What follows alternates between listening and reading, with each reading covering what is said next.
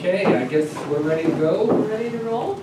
Diane, you want to lead us off? Yeah, I'll just say thanks for coming to our 2019 capital budget planning session. Hopefully everybody will get a lot of stuff out of here. Don't be scared to ask questions. This is one of those forums where we need to get as many questions answered to satisfy what council needs to do as far as they make decisions when we go forward to our financial planning. So we're fortunate. It looks like we're going to have Les up here doing some live information, which is great. So each staff member that has some places to go for our capital planning, of course, are going to present their own projects and everything. So I guess we want to fast forward onto the next slide. So our capital planning process, of course, is we're going to show the list of potential projects that is generated, and mostly from three sources. Dave has most of it, but yeah, we have the strategic priorities, which was developed by the past council. Also, we're taking into alignment with our asset management, and then, of course, the community and economic development. So those are kind of the main pieces where we do the presenting for capital planning, and of course, there's pieces in there there's some pieces that are legislatively required, and then we kind of go down from priorities and carry on from there. So. Okay, so of course, the community and the economic development one comes from the pieces from the OCP plan, and so of course that's something that when we do strategic planning is that the whole biz is that we always make reference to our OCP, and of course our asset management is from what is left of our 20-year capital plan, which has to be reevaluated in the next few months, and of course also how we determine what risk the city is prepared to take. And then of course our asset management investment plan, which I think was adopted in 2011. And then of course the strategic priorities, as I said, is from the previous council and what the planning process will be in the future, and of course things that the community would like to see as well.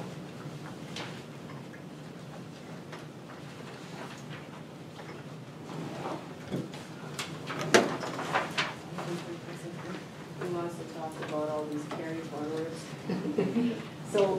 So we have a number of carry forward projects. As you can see, there is quite a list. So there's a lot of things that are in process and on the books. And of course, a lot of these are thanks to our flood that we had last year, but there are still important projects that are in the works that need to be finished. I don't know if you want to elaborate any more on these pieces. Like, I'm sure that there might be some questions, if council has any questions on any of these projects that are put forward. The Silver Kettle sidewalk, I thought that was done. What Yeah. was left to do? Or is that the 19th?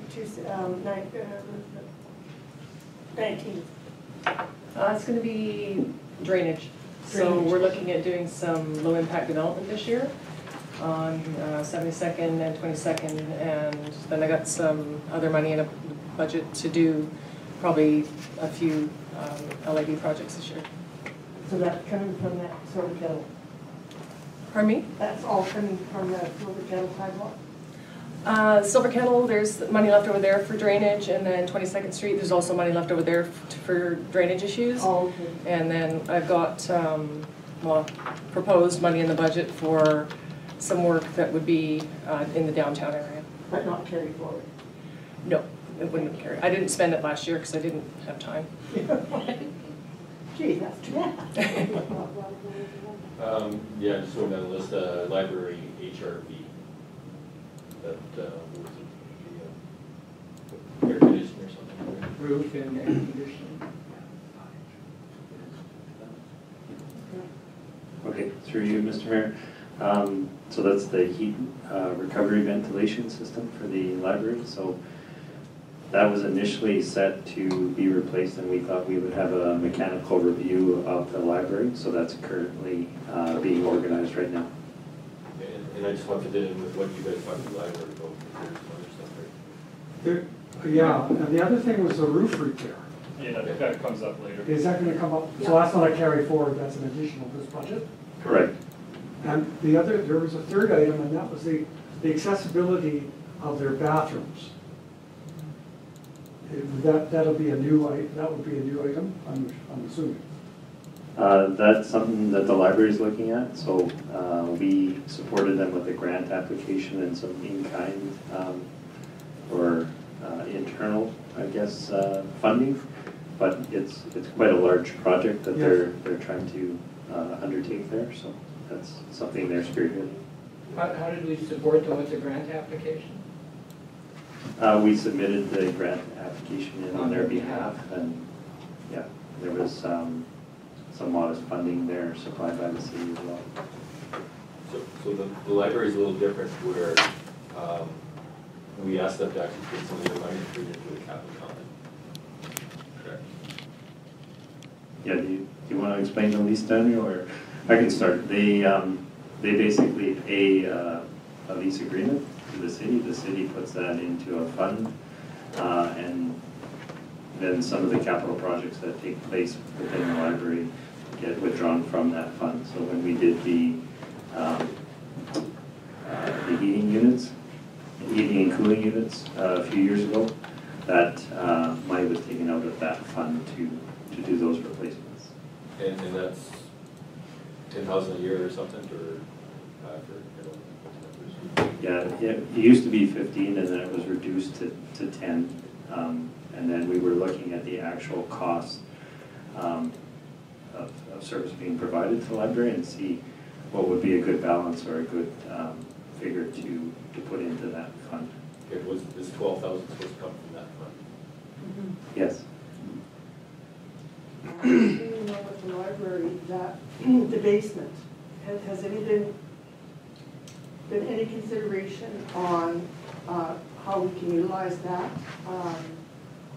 Probably Gail and David Bruce would have to have a look at the ceiling and if there's anything that can be done. Has there been any discussion between anybody? In our meeting with the library, we discussed the fact that because it was a city resource and we weren't sure what to do with it, that we would put the word out and see what other community groups and organizations had ideas, with the idea that possibly there could be some revenue generation from it. Oh, absolutely. But that's as far as I think we've gone with it.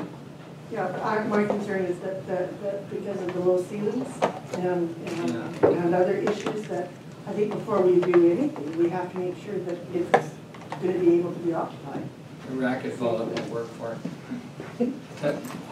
Chris. I have another question, but I don't want to leave the library too soon. A question about the library. We haven't heard yet what we're going to get for that basement from the insurance guys. Did a nice job cleaning it out, right?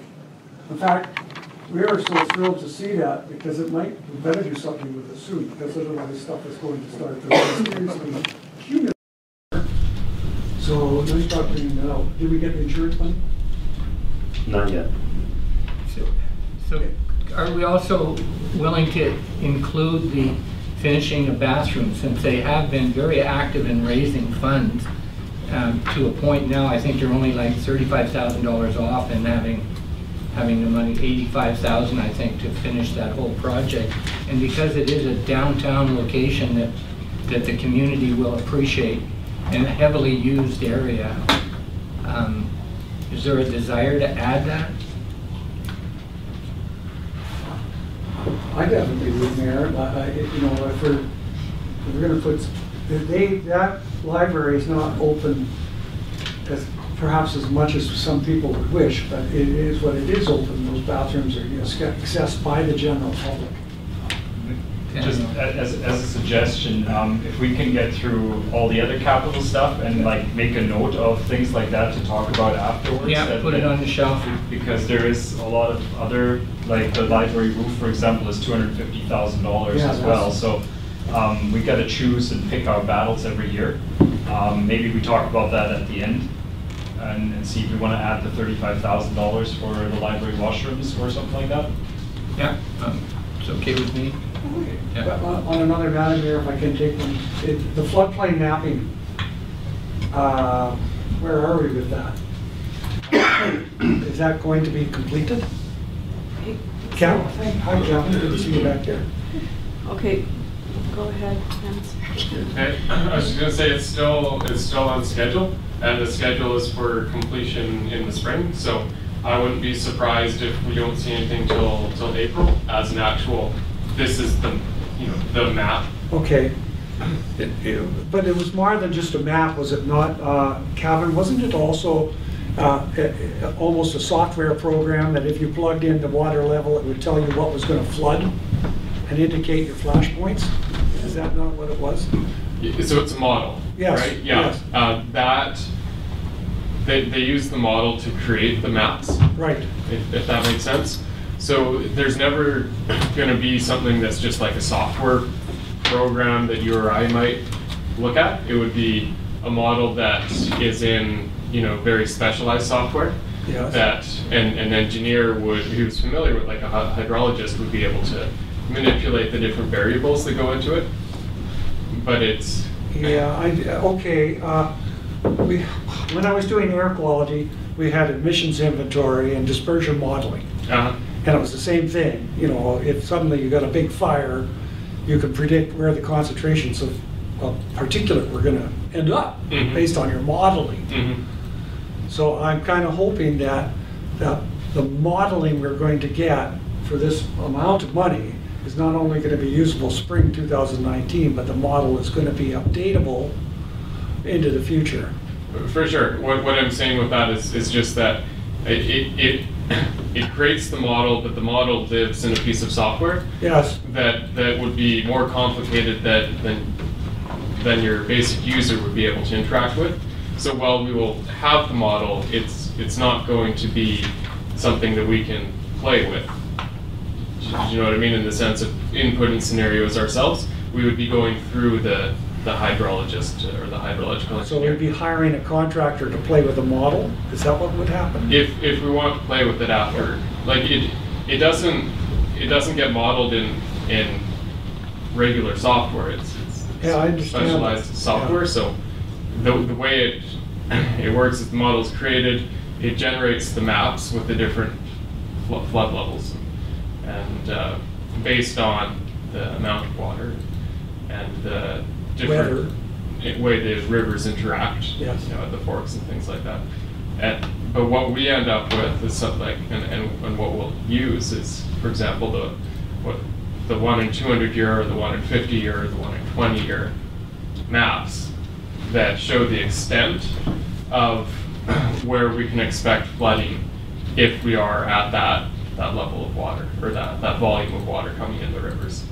Yeah, okay, well I guess my thing is the money that we're paying is not going to just buy a piece of paper. It is also going to buy the model. Just with the caveat that without the software to run the model, then we don't. Okay, so in the flood response plan of the freshets, right? Are you going to be able to access that model? If, I don't know, like. I mean, it's not going to be tied in to the. It'll be tied into the outputs of the model, right? Right. But it's not going to be running the model over and over and over again. Once you have and maybe this is a digression from the main item here, but I'm getting digressed too. I think we are in the bushes here. That we need to narrow down what the question is. Are we getting our money's worth for that much money? And will there be an application that's long-term? Yes. Is it accessible to the layperson? I thought those were the three critical questions. Well, I understand it's not accessible to the layperson, but the other two summaries are quite good merit. Yeah, so the outputs are accessible to the layperson. And that's the important piece, right? It's how high is the water going to get in a 1 or 200 year flood? Therefore, how high do I build to, right? That's one of the big questions. That's going to be accessible. We're getting great value for money. This is the industry standard for doing these maps, and we managed to piggyback on some projects, for example, with the LiDAR procurement, with other projects across the province. So we got a far more economical price on that acquisition. So, we are getting good value for money there. And long term. And long term, it will need to be updated as we go along. You look at the ones from 1992 to 96, and we're updating them now. So in 20 years or 15 years, there will need to be an update, and part of that's just because the river moves. Right, but it becomes part of our database, I think, from That's what right. I'm hearing here. Yeah. Okay. Thank you. Good job, Mayor. Now, sadly, there's 2 more screens of rollover projects or carry forward projects, so Sort of a high-level question. Difference between operating and capital. What's the definition we're using? High level, well, if it's an actual physical item, it's $5,000 is our threshold for capitalization. In terms of studies and things like that, if the study is related to a capital project, then it's capitalized. If it's just a study that's not related to a capital project, then it's So that's then a defined capital project in our it's in our policy. It's in our tangible capital asset policy. But capital is to enhance the service. Either Yes, create a new service or to enhance it. Enhance it or increase the service potential or the life of it, extend the life of it.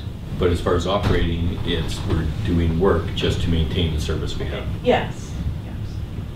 So with that definition, some of these things on this list doesn't sound like capital to me. Okay, what's an example?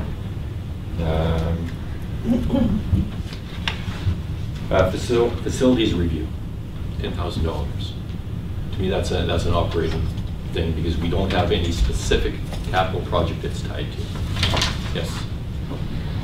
So the facilities review will generate capital projects in the sense that we're reviewing HVAC, and then we know that there's going to be a multi-$1,000 price tag attached to what needs to happen after that. So I would say that study is for a future capital project. But future, but it's not capital now, and that's the problem. So let's look at the airport plan that was done in 2000. I don't know how much was spent on it, but for it to sit in a file and not really get worked on, studies to me weren't capital because they didn't extend the life of any service. It is sort of what I'm getting at. Yeah, So in that case, it's not. The thing you've got to bear in mind too is that whether something's capitalized or not is ultimately it's an accounting issue, and it's subject to verification by the auditors. But it's important to actually segregate the funding source for those items, because otherwise they'd be coming out of normal operations and thus taxation. So, but then on the other hand too, if something is operational and the monies can't be coming from reserves, because the majority of our, I think all of our reserves actually have a stipulation that they're only for funding capital projects. yeah, and I have no problem with the projects. I rather put them in operating where they belong and it being if you want to call it a taxable item, just for the fact that we're not putting enough money away, in my opinion, into the capital reserves. So I don't want to drain those funds on stuff that might sit on the shelf and doesn't get me stuff in the ground, if we're talking capital. So that's all I'm saying, is if there's a way we can shift stuff to operating, then yes, the tax, we're going to have to ask for more taxes if the budget goes up, but it doesn't kick the heck out of our capital accounts, which are very underfunded in my mind. That's my own reason. I hear what you're saying, but by the same token, I think it's open to interpretation. We've got one for sure. interpretation, and the auditors and our CFO have maybe a different interpretation on certain items. So, Well, what it comes down to is your definition in your asset management plan of what capital is. Yeah. And like we said, right now I didn't see a $5,000 mark in it there, but all our stuff is defendable in our policies. Absolutely. And whatnot. Yeah. So just the way I've dealt with capital is it's to either increase the service or create a new service. But if you're putting stuff in to just maintain that service, then it's definitely Yeah, operating. oh, I don't disagree with that at all. So yeah, some of these things, you know what, an annual emergency facility fund is just cash in the bank. It's not assets, it's not capital. It's money in the bank, which might be used for capital in the future, but from what I see from the title, it's not capital. Well, in that particular case, that's to replace assets that aren't specifically designated or identified, that, like, say as a result of the flood. Mhm. We did actually have a lot of items that had to be replaced and had to be capitalized, and like in the case of insured items, they have to be capitalized, and then the offsetting revenue recorded as just like an operating revenue from insurance, but they have to be put on our books. We can't just like have the insurance company replace something and not put it onto our books. Oh, true, you know, and I have no problem having a facility capital plan or a capital account, just like I mentioned about the emergency services, and if they're going to build stuff, you know. But that emergency repair fund and capital is specifically for capital items that would have to be replaced in emergency, and not for just operating or repairs. So do we have a bylaw that dictates that? No, it's not. Isn't it? So the only bylaws I saw for setting up capital funds tells you what they're going to be used for. So this is a title I haven't seen. That's all. Okay, this is a use of a fund. Why should we care?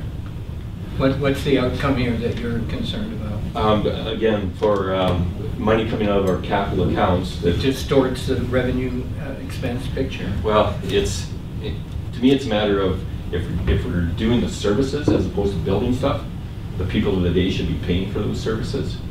For us to take it from a capital account, which we've got to, you know, make it last, whatever the asset is, 20, 50, 100 years to pay for this stuff. You know, if we were putting the 20% of our amortization or whatever into these funds, great, but I don't see it. So I guess the difference to me, it's instead of taking it from a fund that I think has longevity, it should come from the fund that we're spending the money today, more in an operating year to year, that's all. Okay. May I? Yeah, please. As a former treasurer and CFO for the city, I have an issue with what you just said. Okay. Okay, and that is because I had encouraged the councils of the day to put away 10 cents per $1,000 as an assessed value into a capital fund, and they didn't refuse to do it. And that is one of the reasons, it's not the only reason, but it is a contributing factor to the mess that we are in right now with our infrastructure, because there was nothing there to pay for it. And to say, well, why should I be paying today for something that is going to be used by, 50 years down the road? Well, if the people that created the city of Grand Forks had that, where would we be? And when we get into Chris's recreational stuff, that's what we're going to be talking about. Yeah. Take the money now, we're trying to venture it, like who should pay for it? Yeah, I hear what you're saying, but I mean, I think it's really a wise decision and a wise recommendation to put money away in reserve for future, good Lord. Well, for sure, I hope you didn't, what I said, I hope I didn't say that I don't want money put away in reserves. No, but just for, not specifically identified, but if something happened in the sewer department or the water department or whatever, and a piece of equipment or needed to be replaced, you're not scrambling. Oh, no, that's why we got the equipment reserve, water, sewer, and electrical Yeah. reserves. Yeah. And they're for specific things. And they're set up by bylaw, right? To tell us what we're using the money for. Yeah, but if you've got not enough funding in one of those reserves, you've got something else to draw on. I just think it's a good practice. Can you help us out here, Chris? No, Mayor, I understand, I think, just to summarize, I think Rod equates capital with something you can kick. That is, we're gonna see something. It's gonna be tangible. It's not gonna be Yes, I understand that. But I don't want to prolong. I would like to change the topic to one of the biggest item on the list, and that is dike reconstruction. Can we leave that then in terms of a philosophical level discussion about accounting here? The number there that's been put in front of us is $2,406,000. I would like to know, what's that for? What's that bought? Which dikes are we talking about? So I'm looking over for Kevin, who just left the table. Yeah, that was carried home. The 3 million that we put in That's right. amended financial plan of the dikes. So this was the 20% that we were kicking into potential disaster financial assistance projects. So that is for bringing existing assets damaged by the flood that were not covered by insurance back to pre-flood condition. Okay. And so part of what we have is a recovery plan that is being worked through with disaster financial assistance. For some of the large items, what they do is you put down, well, this was damaged, and we think it's going to cost this much to have an engineering assessment, and then from that we're going to anticipate it's going to cost this much for the repairs. So for example, the trail dike behind Rockwool, that engineering assessment was just it's under review, and then once it goes into disaster financial assistance, they will then determine a fundable level for the repairs there. Okay. So what the carry forward is from what were our estimates at the end of last summer when we had initially submitted the disaster financial assistance recovery plan, just so that we had the money there as these projects with their engineering assessments came in, that we wouldn't be repeatedly coming back for every project for a budget amendment, but would have the money set aside to implement the repairs. Okay. So it's not solely dike repair.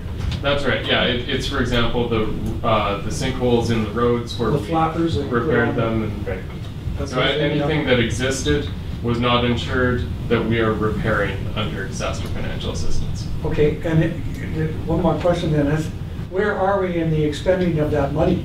Have we spent any of it, all of it, some of it? Where are we? We've definitely spent some of it. We spent some of it. Yes. Okay. So as Kevin mentioned, some of the diking assessment reports are still being reviewed. Some are into disaster financial assistance and haven't been approved yet. But there has been quite a bit of the work that has been approved. So, Yeah, thank God. yeah, like the CCTV cammering of the downtown sanitary lines, storm Right. lines. Yeah, anything that wasn't That wasn't covered under insured. insurance, yeah. So there's been quite a few projects, and we can bring an update to council. This council passed a meeting ago, we're gonna fund the gaps of up to 250,000. Is that in this money? And it's separate. It's a separate? Okay. Let's give somebody else a chair. Moving on. All right, there's the third one. So now we're through the list though.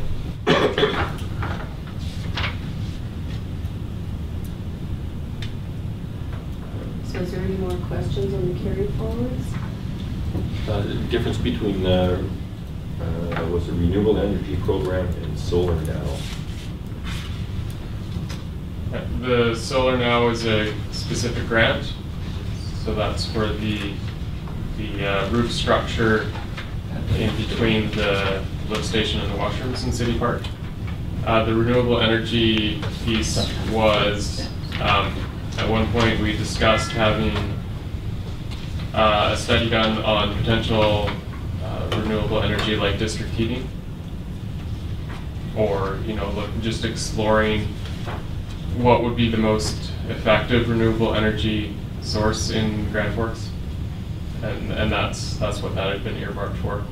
There was also a small solar project where we were looking at repurposing some solar panels that had come off of the beacon sites and installing them near the wastewater treatment plant. So I see the airport is not on the cut list. As far as what? The main looping and The Warning Airport is for the last item on the. no, it's on there. I'm just saying it's not in the approved category. Moving it forward. So all of these projects have been approved previously, and so they're being carried forward. So everything on this list is pre-approved, if you will. Carried forward. Okay. Yeah, there's already, in a lot of these, there's considerable work that already has gone in, and there's possibly just no billing yet on the account. So the projects are still on the books, but they are in process, largely. And that column to the right is the committed column. We actually have purchase orders outstanding for those amounts. Good question there. InterFor property isolation. Thank you. Okay. Yes, we're excluding them. So this is to do with their water service into InterFor. So they have numerous different meters.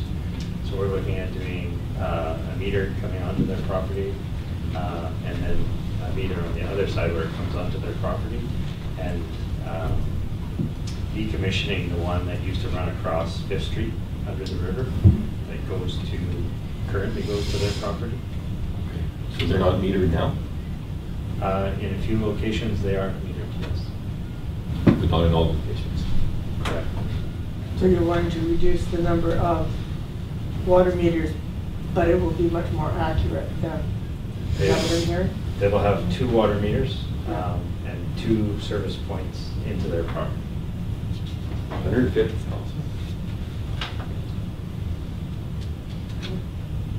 That may change with some of the grant applications out there, which is why no work has been completed yet on that. We've done some planning and some modeling, but nothing's been purchased to see the outcome. What's all entailed in the west side fire protection? That is the well or the reservoir The well, yeah. for the west side. Okay. Certainly not enough for a reservoir. Oh. On the west side of the reservoir. Yeah. Well, it's for fire protection. So whether it was you drill another well or you look at the reservoir, but we were looking at a well and we did some test wells this year Yeah. in the west end.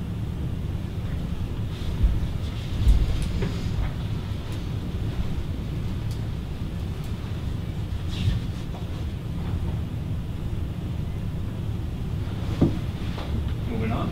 Yeah. No more questions on the carry forwards? Fantastic, because we got 2 hours left and we got a lot of things to go through. Decision making. Actually, this is where council comes in. This was a fun task last year. At least I thought it was fun. We're going to ask council to please submit to me in the next 2 or 3 days your top 7 projects individually that you would like to see completed for sure this year. Like there's a list of, I don't know, 30 projects or so coming up for sure of new stuff. But what out of those 7 is things that you individually would like to see completed? That's over and above the legislative requirements. Yeah, above the mandatory items. So there's one mandatory item only, but there's other. Okay, so you're just gonna rate the 7. Yep. And the list of the 7, is it? Yeah, you'll get it after this is complete. Oh, so I'll email it out to you guys, and yeah, you guys just get it back to me, whatever you guys. That's kind of an odd way of doing, making a decision. I haven't really seen that done before.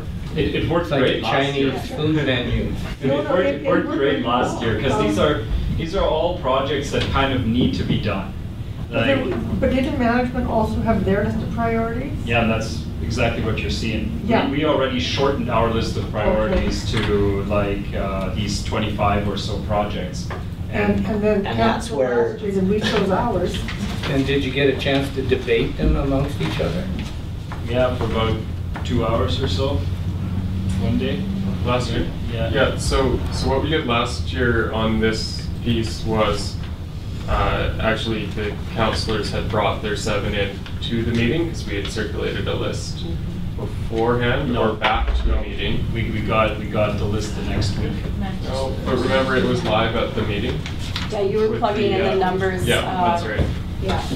And so what it did was, it was just a way of, as a group, putting out the individual priorities. So what the councillors received was a list of about 40 projects that we had as new for last year, and then picked 7 of those, and then we listed them, like we got all the councillor picks together, and then took the top 7 of those, right? So where there were multiple interests in it, and then for us as staff, those were the projects that were the must-dos, like the make sure you get them done projects. Like a council referendum approach? A little bit.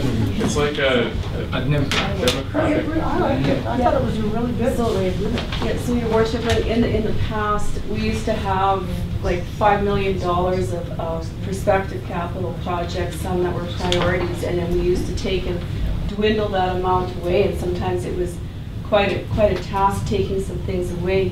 What we do now is the capital that we put on there is what we classify as a doable amount within the year, with also in addition to saving funds, as Councilor Zelinski was talking about. So the intent is that in the perfect world, the whole list we would like to get done this year. However, sometimes things happen like floods and different other emergencies and that, and so what we thought, because there's a lot of times the council likes to have a participatory piece in there, and so we thought this is a way that council could talk about some of the projects that were important to them. So last year was the first year that we did that, and thought it worked well. But you know what, if council didn't want to go that way, then it's basically, you know, we just wanted to get some direction in the other pieces, just so that these are the ones we absolutely need to get done, and then as the rest of the year goes on, we try to get them all done.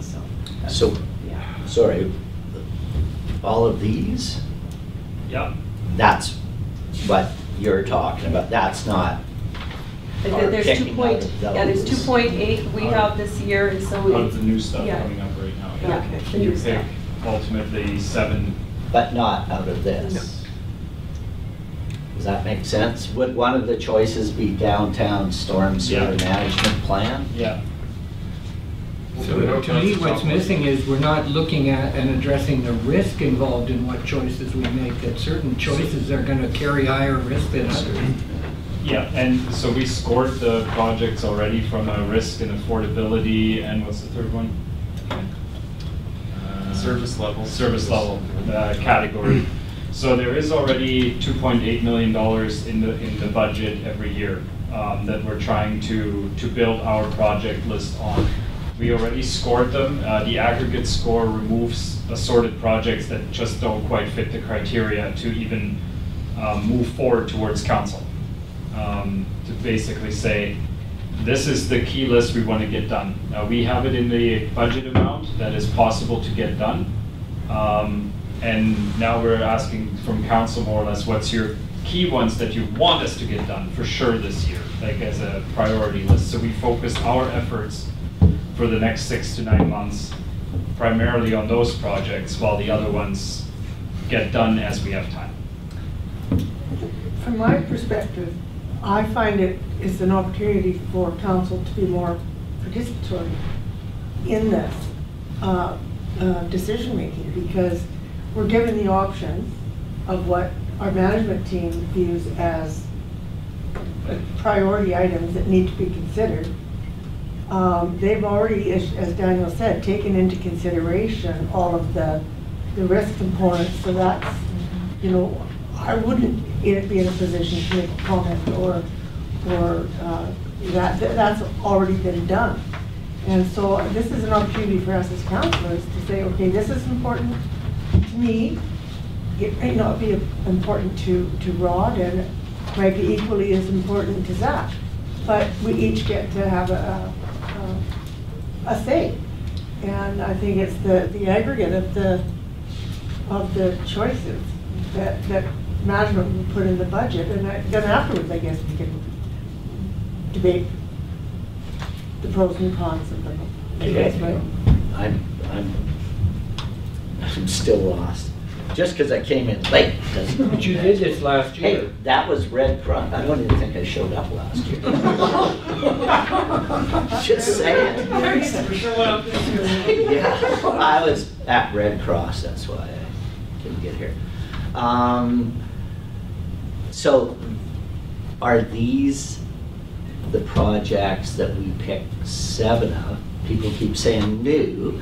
Yeah, Are we going to be told don't about? look at the carry forward list is basically what I'm trying to say. Okay, Yeah. but this one right here, SIIP funding or SIIP funding 2019, Yeah.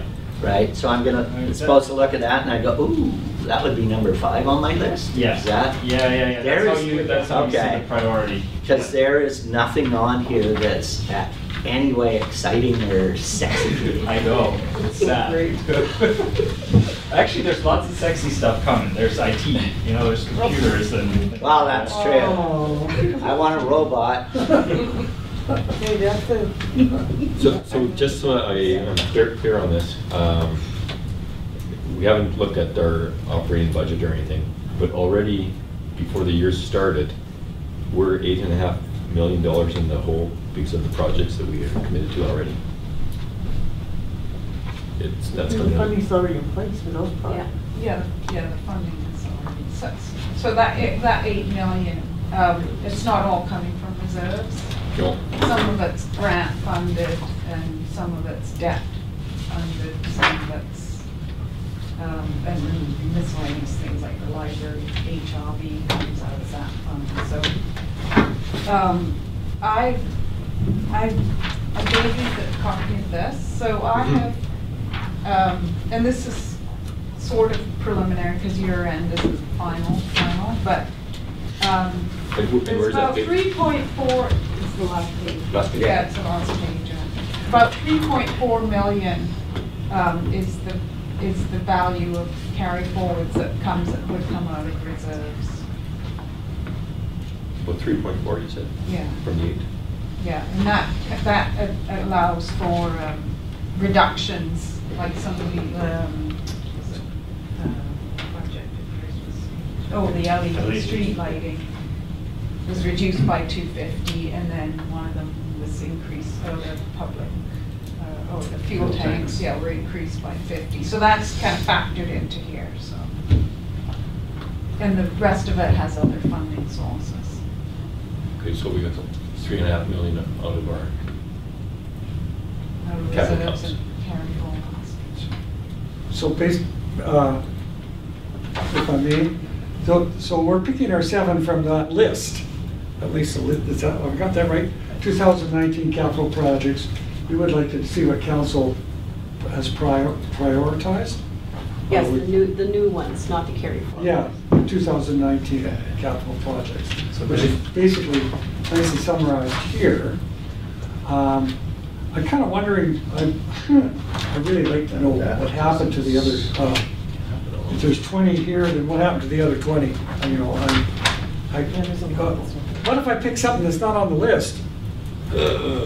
Something has to come off Yeah. that might be a priority or necessary, so. Well, you see what I'm saying is I didn't see what the thinking that went into generating this list. I did not see the risk assessment. I mean, you talked about scoring it, right? It sounds like a grade book, right? This is an Excel spreadsheet. You score it out of 10 for risk, score it out of 10 for, I don't know, expense, score it out of 10 for need, add up all the. Well, it was a primary level grade sheet, so we use smiley faces. Got it. And unhappy faces and little purple devils. With horns? Yes, they're definitely emojis. No, it's based on the asset management policy Yes, that talks about the 3 different criteria for new capital projects. okay, And that is where the affordability, the risk, and the service level are from. okay. And so those are the criteria that went into the scoring on the projects. So this was a much larger list. Yeah, that's what I want to see. Yeah, so once it was scaled down to legislative requirements and risk and all of that, this is where it came out so that we had funding to support these projects this year. The idea of picking the 7 was trying to keep them off carry forward list next year when we're talking to you. We could say, okay, these were council's 7 priorities and these 7 were achieved early on, but due to staff time, not all of these projects were able to be complete, or some outside factors such as the sewer relining, where the contractor was only able to come February this year for a project that was trying to be done or complete last year. So. You know what I like is that what we are seeing is what staff is recommending out of these, and then we get to select what as a councilor are important to me. I don't want to see the wish list at the beginning of the project. You know, you want to see it when it's pared down. Absolutely, and I think this is a perfect way to do it. Yeah, I can even see the savings right there of 80,000. Command vehicle, we could just give the fire department one of the plows after the snow's gone. I like it. And we could use that. I think they got lights anyway, so. It's gonna change the color. Oh, we'll paint it. No, the lights. Oh, yes, that too. What about the sirens? There's no sirens in those pop ups. Oh, just drop the blade. We can stick our head out the window. Put string nuts. Yeah. So I see the library roof repair would come out of the slag fund. So council, we're going to drill down, so each of the departments that have these projects are going to speak in a little bit more depth on these, so Okay. council can ask questions. This isn't just one thing for council to look at. We're actually going to go into the meat and potatoes, a little bit of them, so council can. We're spoiling your show, aren't we? Pretty much. All right, shall we go through the list? Sure. All right. So potential projects. Basically, there's going to be a list right now coming here of $1.4 million of the new capital stuff, and then we have a little bit on the SIIP program that could take up a little bit more of it. We don't have a list per se though, do we? In this book? No, a small list of high-level stuff. The SIIP is Sustainable Investment. Infrastructure Investment Plan. That's it. I got That the was two part eyes of the mixed. presentation I did on the economic recovery initiative. Which you all made notes on, I hope. All right, next. So mandatory projects, we got one, and David can talk to that one quick, I think. So we have to keep up with our meter exchanges, as Councilor Zelinski knows. We have to send them away, get verified. So we're looking to go from about 12 different styles of three-phase meter down to 2. So this we are currently behind on, but we hope to change them out this year with our electrician. And again, I'll make my comment as far as something you can kick. It's an expense. I think it's an operating expense because it doesn't enhance the service at all. It's just something that has to be done. So. All right. So if it's mandatory, I won't pick it as one of my 7, right? Correct. Yep, it's They already could. done for you. Because I have to do it. Yeah, but It's mandatory, no choice. All right. That's why they're being listed as mandatory? Next, I'll talk IT stuff quickly. This is great things. So our security control panels in 11 of our facilities that we maintain, including fire hall, something at the airport, the courthouse, the gallery, the art, the library, they're all fitting under us because I guess they're our buildings. We maintain the security panels. They're a little out of date, about 20 years or so. They're about 30 to 25 years old, and throughout the system. We're not necessarily having difficulties with the devices dying. We have problems with our contractor retiring, and then there's nobody local anymore to maintain them. So if we actually upgrade them to something that can be controlled by a computer with a centralized system, we're planning on partnering with the school district because they're in the same boat. So they have the same 25 to 30-year-old devices that they should get rid of so they can maintain them themselves. Basically from the IT side, this is a mandatory thing because otherwise by the end of the year I have nobody that can put in new codes and new numbers, and staff leaves or comes, can't add them. So that's a problem to me. So Daniel, correct me if I'm wrong, at one time we looked at security company-wide, whether it's badges for employees within gates or things like that. That would be capable of that. What's that? This system would be capable of that, of tying into that. But when you looked at that thing for all throughout the company here, what kind of dollars was for badges and stuff? Yeah. Like 300? Was it way up there? No, like the issue would be buying the right printer for printing the cards, to get the right RFID cards or pins. The issue was more getting the RFID readers close to the doors and getting the doors retrofitted. But as you go, you can start with exterior doors, right, for a year to do it, or tie your camera security systems into this as well. So there's benefits to it. It's not just a standalone security alarm system. It actually ties into assorted other pieces, such as door controls or motion sensors and cameras and things like that. Do we have cameras? Oops. We do at Public Works. We have some cameras, yeah. Just a point, and I don't know how much coordination you want to do, but the recreation is also looking at exactly the same problem with their buildings, with the arena and the aquatic center, trying to upgrade their IT infrastructure within those buildings. I don't know, you said you reached out to the school district, but have you reached out to the RDKB? So the RDKB, the city and the school district share a data center and the fiber network. We don't share that with the RDKB. They are not on our network at the arena or aquatic center or curling ring for that matter. They have the same challenge, exactly the same challenge. Yeah. Their stuff is almost the same age at this point. The two IT departments approach things a little differently on the RDKB side and the city side. So if they want to reach out to me, please get them to reach out to me, but mostly they tend to do things a little bit that's more focused on the trail area and not on Grand Forks. So the system here, Daniel, we'll have to maintain it, it'll be ours, and it was always ours, right? It's just nobody on staff has the knowledge to maintain the old stuff with a computer where I can simply go bloop, bloop, send it out to all the sites and the new employees add it. Do you know if there's a service out there, like I know we're getting away from one security outfit to the next, that would give us a an annual rate and they worry about the electronics and the technology? No, I never explored that one.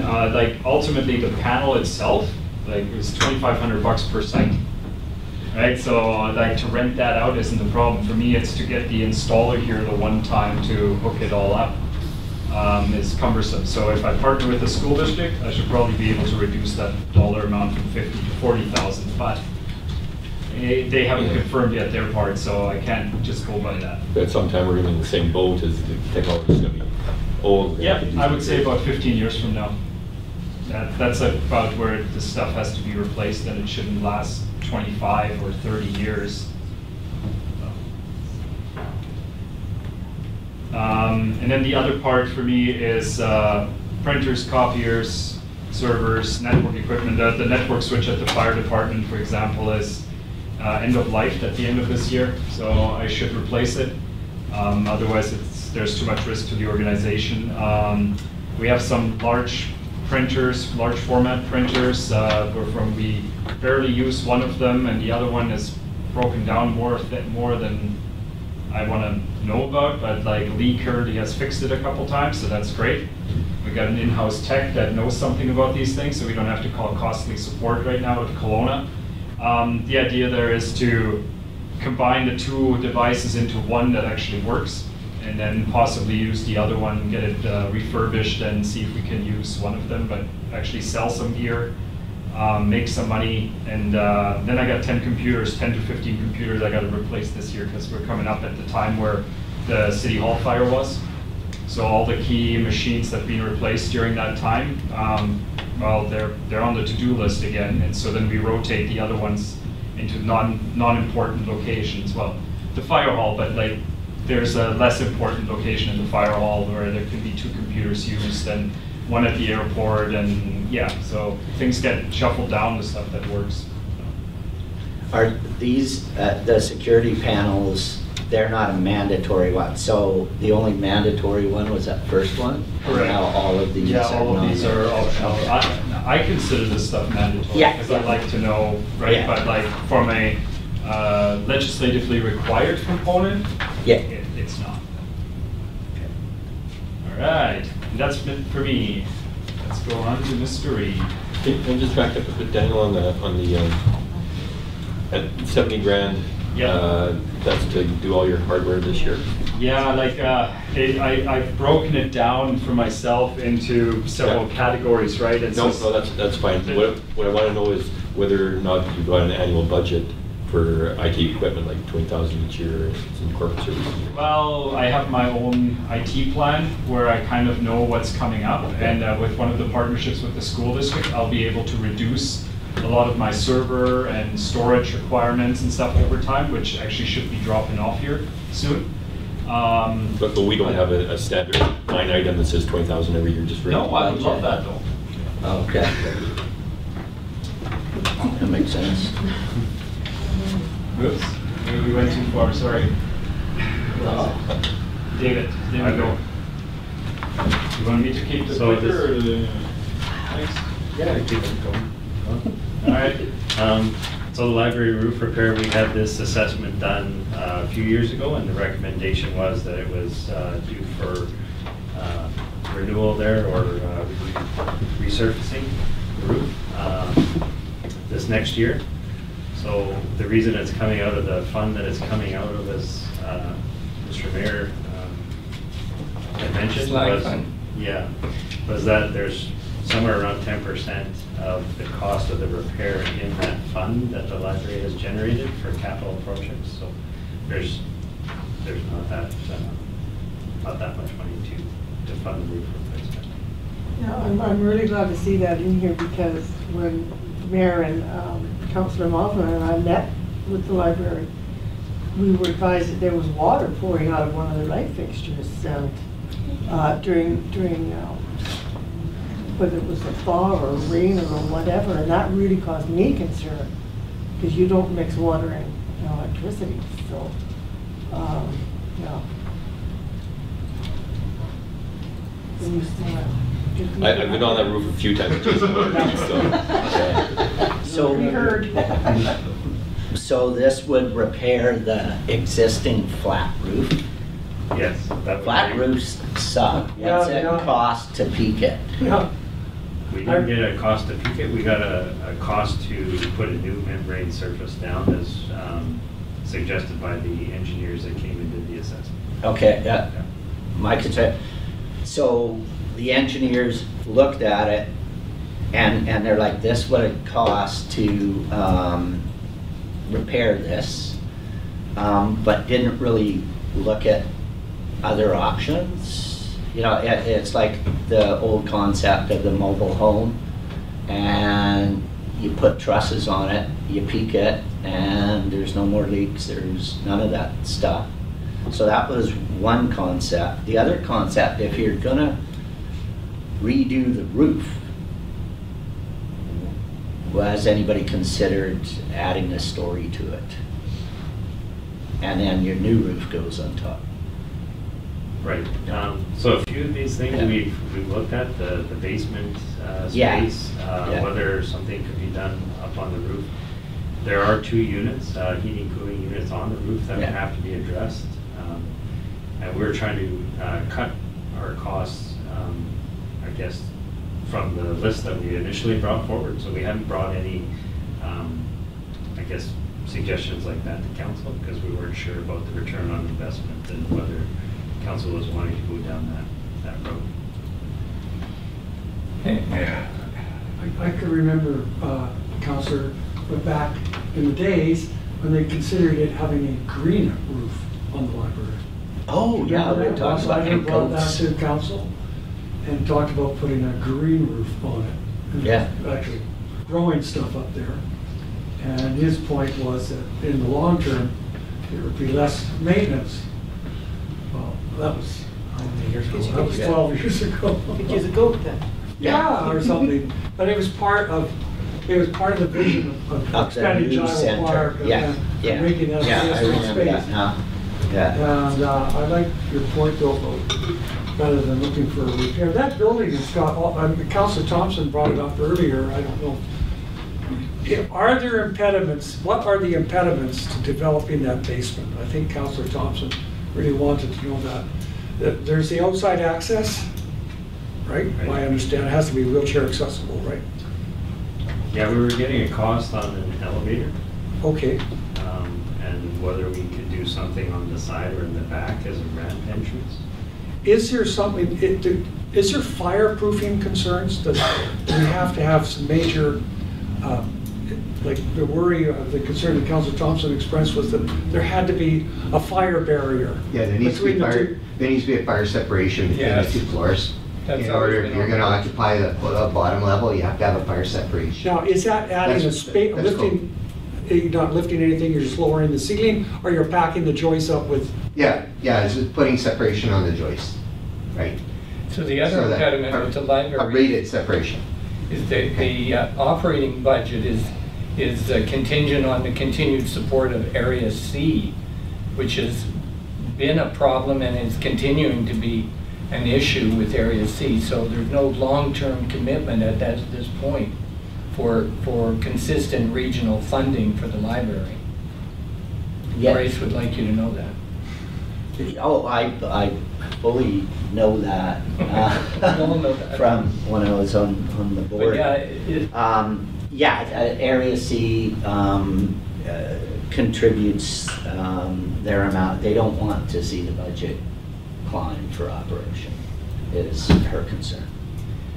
okay, but that affects long-term planning for the building at this point, to me anyway, one of the factors. The basement, So we're being asked, do we want to fix the roof or get creative here and put it off while we do some planning? the basement to me has always been kind of a lost leader in the fact that, or sorry, 6,000 wrong square word. feet. Yeah, but people kept, how can we use that? And the amount of effort and money that would go into making that accessible may be better spent on top of it, not under it, and just leave the under as, well, I was wondering what the Storage. cost of making it usable is. because that's $250,000, right? Well, I don't think the roof can Do be put on something big for $250,000. at all. I think that roof has to get repaired. Yeah, but that's what I mean, is there a better way? Because you're gonna end up with another flat roof, and all it takes is one mistake when they're laying membranes and stuff, and you'll end up, I've lived in places with flat roofs, and I know what Rod was talking about, trying to chase down leaks and stuff like that. So is it something totally insane, like somebody says you want a second floor, it's gonna cost you $1 million? Or you want a peaked roof and it's gonna cost you $300,000 instead of $250,000? To me, it makes sense to do the Yeah. $300,000 Yeah. instead of the $250,000. If that's what it would take. Yeah, And yeah, leave the basement yeah, For next year. point in time, yeah. I mean, forever. what do you think, Stan? on, David, be creative here. Well, I mean, there is lots of options. We haven't gotten costing to give you an idea whether putting another floor on top would be $1 million or it would be, 350, as you mentioned. Yeah. So, Not another floor, but it like a peaked roof. Yeah, other floor or peaked roof, Yeah. or other floor with flat or peaked roof. If you- But it'd be brand new, you're not building it on old material, and that's, we kept re-roofing and re-roofing, and you never got rid of all the leaks. So if you paid for their washrooms, could you buy them off for another year while we take a look at some options? You mean the roof? Yeah, No. okay, well then the roof has to be repaired. So that's, are we having participation from the audience? No. Yeah. I was wondering, can I ask a question? Can I ask a question? Yeah. Please. So, is the building itself structurally designed to handle the load of a second floor, or would that have to be something you'd have to look at? Because a large roof would be essentially almost the same weight as the second floor, depending on what was loading on the second floor, if you put in the peak roof, for instance. So I'm just curious. yeah, that I couldn't answer. You'd have to check with the engineer that did the assessment of the roof and see if some additional strengthening would have to be done on the walls to carry the truss load right across, or just exactly what the plan would be. So How there would be long some would work to it do. take for you to get that kind of information? Oh, yeah, right. Depending on their availability, maybe a month. Because Yeah. I'd like to have all of that kind of information. Yeah, and I don't know whether laying this on David at this point with what he's gonna face in the next month is Yeah. reasonable. But can you dump it back on the engineers? Is there any temporary fix for the roofs that can get us by and give us a year to do some serious planning about what we do with it? Other than blue tarps. Okay. Yeah, I mean, it's been patched a few times. And has it held for any length of time? No. No. See, so it would make sense to construct something else to I make. guess this comes down to a vote of Well, council. I still would like to know what it would cost to make that basement accessible. Oh, I would too, but I don't think that's a 6,000 priority. square feet of The roof, space. I think, is priority though, Chris. How does this relate to the roof? Okay, could we ask, Because the whole building is what we're talking about now, right? Yeah, yeah, but could we ask David to ask the engineers, or whoever was looking at, here's the price for the flat roof. Do they have, even if it's a ballpark guesstimate of what it would cost for a peak roof? Right? Because then you never have to worry about leaks. You'll never get through planning in terms of design. Count on that.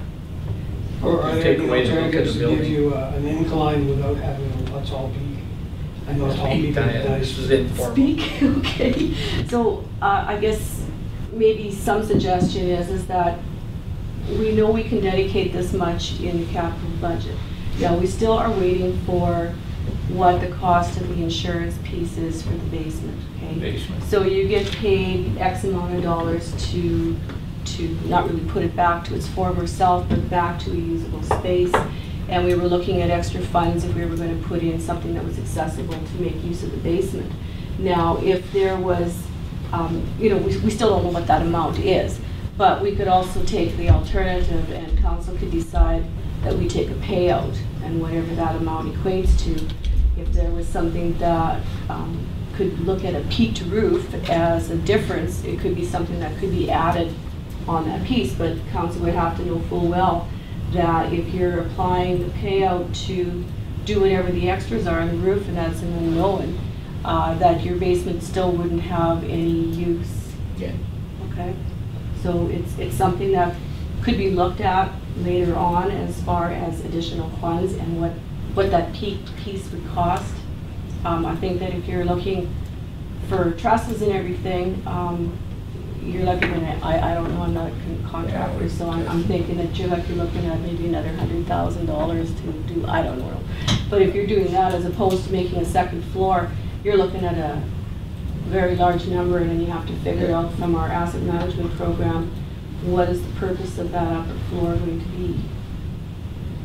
The basement. Okay, so I understand from this we're moving on. Basement and an attic. Yeah, I don't know, Yeah. it's just a thought that, you know, there are some extra funds from insurance that will Yeah. come to council, and then council can make that decision as to what you want to do. We would likely have maybe some numbers of what it would look like as a trussed roof as opposed to Would BC Housing be interested? 6,000 square feet Oh, of yeah, I was talking daycare. underground? Actually, the library said that they would not be opposed to that use of the downstairs area, They did. by the way. Really? Yeah. New plan, phone there. Anyway, let's not hang up on that. It's on the table in terms of us looking at something Okay. different there, but the commitment has to stay in, I think, to at least do the roof and Oh, yeah. come up with something Yeah. better. But if there's something better, it'd be good. If not, that's fine. I don't have great graphics for this. Get 'em, Dave. Okay, so- Self-explanatory. Yeah, it's pretty self-explanatory. So the current truck that we're using for a command vehicle is it's a utility truck, and it's a 21-year-old truck, 212,000 kilometers on it. It's a single cab. Rich currently has to store all his gear in the back because he has no room in the cab for it. We need a replacement. Like, we need an upgraded vehicle that is going to serve better both on the safety side of things, on the economic side of things, some efficiencies for us. So that's what we're looking to So are you, have a command vehicle for that. are you talking about a pickup, or are you talking pickup with a work box? No, so what we're actually contemplating is like a possibly like a Durango or an Explorer or something like that. Something Okay. that would be more in that combination SUV, four-wheel drive style. Yeah. Okay. Yeah. Okay. So that's what we're looking for to replace that current Ford. And the plow truck won't work. Sorry? Plow- Well, that plow truck would work, I guess. won't go very fast. Couple adjustments. Yeah. Governors on it? We could Yeah, probably maybe. take those off. Maybe. Yeah. Jack, no, that's. Electric smart car. Well, we could.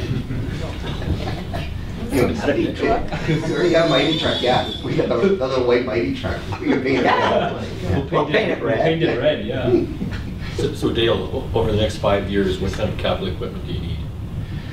Over the next 5 years, in about 3 years, I'm gonna come to you guys for a new engine. So right now we have a 1997 custom cab engine. It's currently a 21 or 22-year-old engine. With the acquisition of the ladder truck a couple years back, I'm hoping to run that right through close to 25 years. With the possible reduction in service halls out in the regional district, we would have another engine coming in that would sort of be an in-between. It would be a rescue pumper for us. So I would say in about 3 years' time, I would be coming to the council for another engine. About how much? $250,000, $500,000 more? About $500,000, 600,000 probably. It kind of depends whether we go the custom cab route or commercial cab route. Generally in the city, we've always gone custom cab because we can carry eight firefighters on board a custom cab. A commercial cab, we can only carry 5. And so that we've, the last just about three trucks we've ordered engines have all been custom cab engines. Okay. So The revenue we get from the regional district, yes. where does that go? The revenue is just, all we get from the regional district is to cover the operating. So everything's operations. There's nothing in our contract, and we need to talk about that this year. There's nothing in our contract with regard to funding each other. With the ladder truck, the regional district, because the ladder truck protects some of the big industry and that kind of stuff, which affects regional district taxpayers. That's why they agreed to fund 30% of the ladder truck. I just went to RFP and have ordered an engine for the regional district, which is due to arrive in 2020, and that's 100% funded regional district. So the next engine will be 100% funded city. But the revenue we get from regional district just lowers our operating cost. Yes. Yes. Yeah, and some of the good stuff, or one of the really beneficial things for us is with that contract for service with regional district, we have 3 full-time fire employees, and the city's paying for 2. And regional district essentially pays for 1 of them. Okay. I'll just make the point again that this equipment costs a lot of money. Yes. Your service is not going anywhere. I would hope we can get a capital fund. Yeah, I agree. And I know I brought this forward a few years back to the former CEO, and it went to there. So, yeah, okay. I think we could build one if we put that in our plan. Yeah, I you know what, like I tell everyone, you know, the fire service, I mean, obviously it's really required, but it's not cheap. And so everything we buy is expensive. That's just the way it is. That's the fire service, right? And in our 20-year plan, I'll be coming to council next year to replace all our breathing apparatus in the department, and that's going to be a little over $250,000, right? Because for every air pack that we have, and we've got 38 of them, I think, or something like that, 36 or 38 of them, to replace them is about $6,500, maybe $7,000 for each one, right? And we have to have them, and they have a 15-year life. But it is, for us anyways, for the community, it's actually cheap. Yes. Compared to a different city where fire departments are full-time, numerous members are full-time, so we've got awesome volunteers, and they need equipment. Yeah. Because what they get paid is basically peanuts, right? Yeah. So, you know, we've always done that in the community. We've always supplied them with the best equipment we can supply them with, and you know, we're not paying them, or paying them not so much, but at least they've got, you know, the best that we can get them. You know, the city can afford. When it comes to your 20-year capital plan, can you look? I'm going to say look 50 years and think about your fire hall. Just for the fact that what happened to me in the past is all of a sudden you're supporting a regional service, even though the regional service is there. Yes. But your equipment's right downtown in a congested area. Harder to respond as the city grows around you, and especially, you know, smaller streets and everything. Yeah.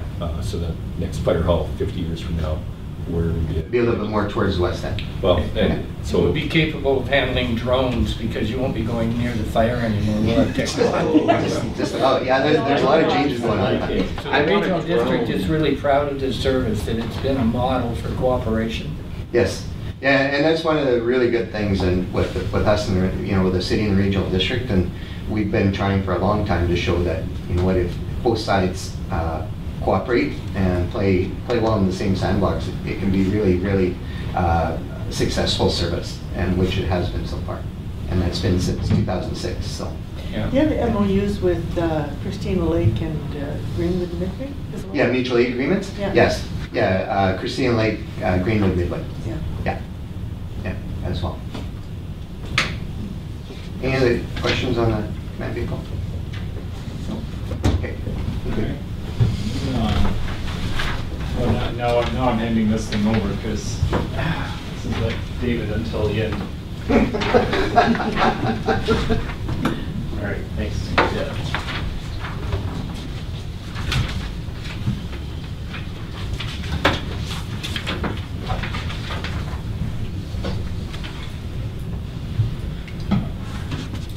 All right, so we have the industrial lift station rebuild. So this was identified as a problem during the 2018 freshet. We had some issues with it being built below the ground level. So the controls and that have to be replaced. The building needs to be built to the new flood construction level, the 200-year flood construction level. So we estimated that this could be up to $300,000. So no insurance covers this cost? Sorry. Some of the components within the lift station they were covering, but not the raising of the building, once you try to raise the building, there was some property issues, and there was some electrical issues, just with Fortis' standards and where the pole placement is adjacent to the building, so it would need a service upgrade, which it really inflated the cost quite a bit. Stephen, can you help me out here? Where is this building? Where exactly are we? If you drive towards Roxel's office on Industrial Drive. Okay, on Second. Yep, and you kind of go back towards the old Camp Bar building and Yes. JD Towing. Okay. It's right in that area on the right-hand side. Okay, I just am wondering if there's new dikes put in and that rock wool trail, will that further protect the site? That's the goal. That would lower yes. the risk of future flooding for that building, would it not? You may have some seepage that might cause you problems, even if it's not surface water, but Okay. depending on the hydraulics and the water height. So, David, land acquisition, are we sitting on deeded property to the city, on a lease with Roxall? We're kind of in a road right-of-way that's right on the edge of a property, and it may be encroaching a little bit on private property. But for more or less, we've got legal access and we're there. Yes. Okay.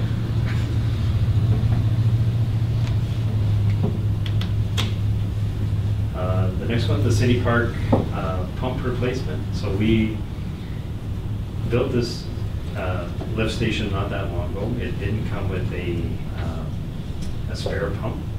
So we purchased a pump. It's a new technology. It's a concertor pump. And what it can do, it has a VFD attached, so a variable frequency drive motor. So you can adjust the outflow of the pump. It also has a cleaning or like a reversing cycle. So we used to spend a certain amount of staff time and equipment time to have to go to City Park and pull the pumps to clean out clogging and that. And so this has been reduced, the energy savings. I believe the pumps, there were, I believe, about 5,000 more than a conventional pump. But the cost savings have already kind of taken care of that increase in cost with the energy savings and the reversing cycles that it's run this year, having that one pump put into place. Is there 3 pumps? Do I see 3 pumps there, David? Yes. So you replaced one, does the 90,000 cover 2? The 90,000 covers 3 and some hardware to operate the pumps, because right now they're tied to SCADA, but we're not using the pump to its full potential. Like it will, you can put it on an efficiency schedule, so right. It will find the efficiency with the inflows and that, and change the frequency or change the pump speed. Yeah. Right now, we're not doing that because we don't have that ability. We just wanted to try one of the pumps and see how the anti-clogging or the reversing cycles went and how much money it would save on energy. And so we have it set at a constant flow, and we have one of the other pumps that kicks in during peak times. Okay. So I believe that the initial numbers were about $3,600 a year in electrical savings. Were these pumps damaged in any way by the flood? We had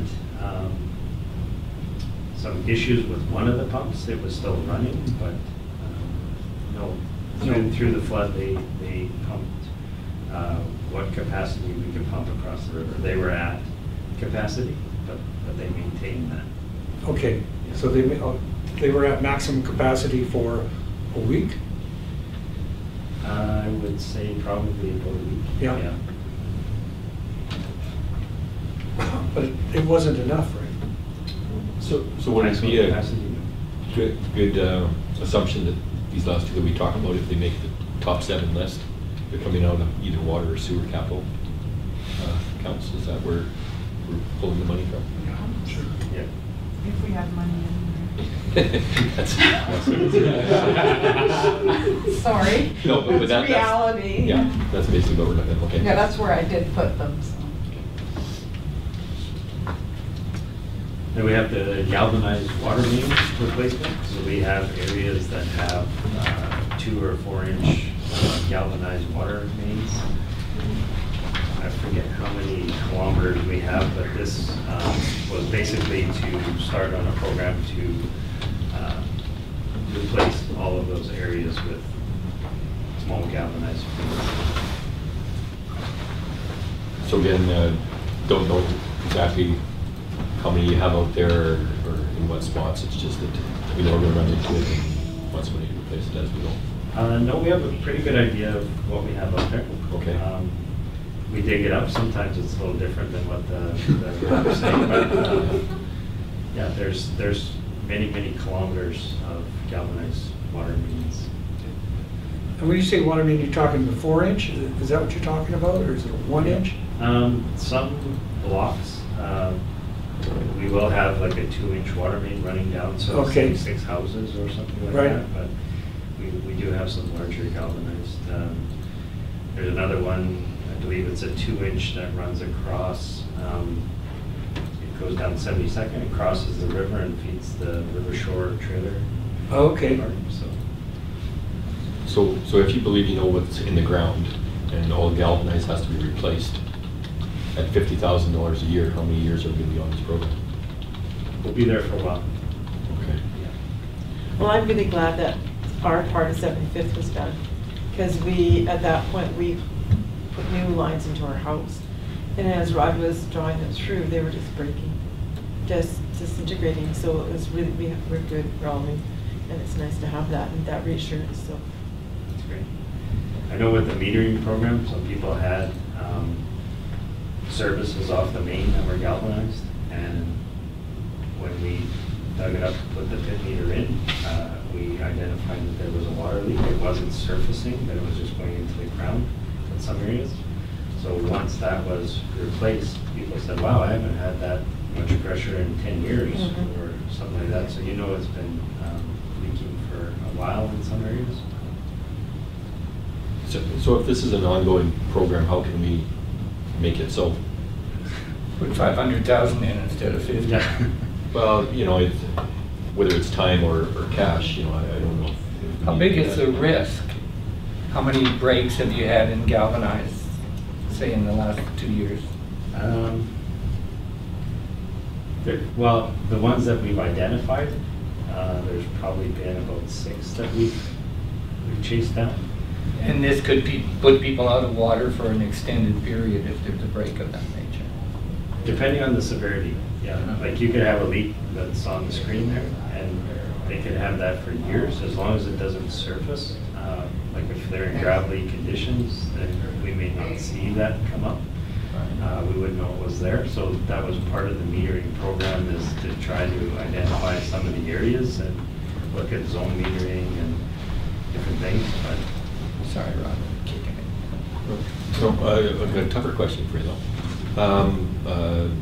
Lifespan of galvanized, how many years is it? Put it this way, what does our asset management plan say as far as the length of galvanized? yeah, I'm not sure what it says. Okay. We're kind of seeing like 40 to 50 years depending on the soil type. Okay. Yeah, because it'd be nice to make sure it follows our plans all the way back, right, if we get into a program that. Yeah. So some of the leaks that we experienced last year, and maybe even the year before, I'm thinking of the one on 2nd and Central, and then there was 6th and Central and 8th. Were those all galvanized pipes? Those were the valves. Oh, those were the valves Yes. on galvanized pipes? No, there was asbestos cement pipes, What pipe? Asbestos, what? right? AC. It's quite common.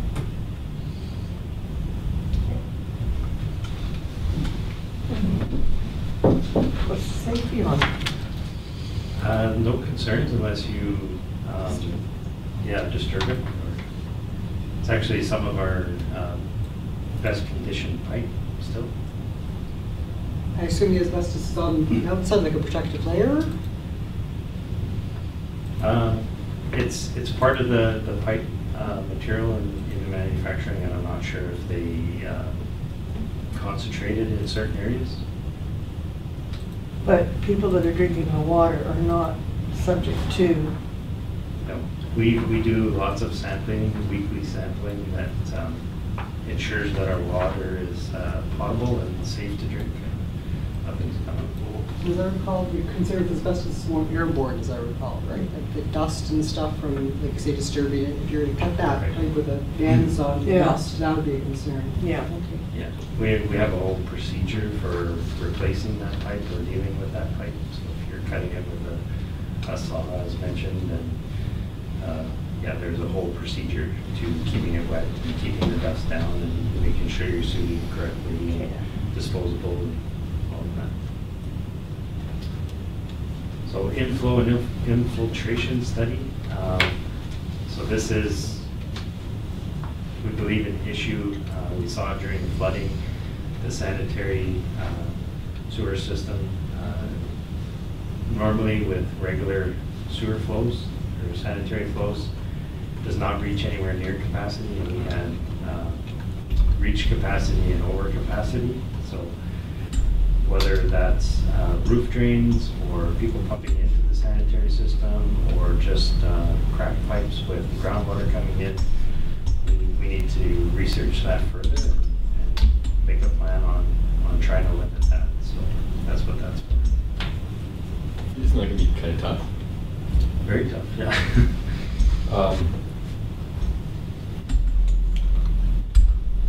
There's another one further down that we can talk a little bit about. One of the, I guess, benefits or one of the tools that we're going to try to identify some of that. But you can do different things like smoke bomb and yeah.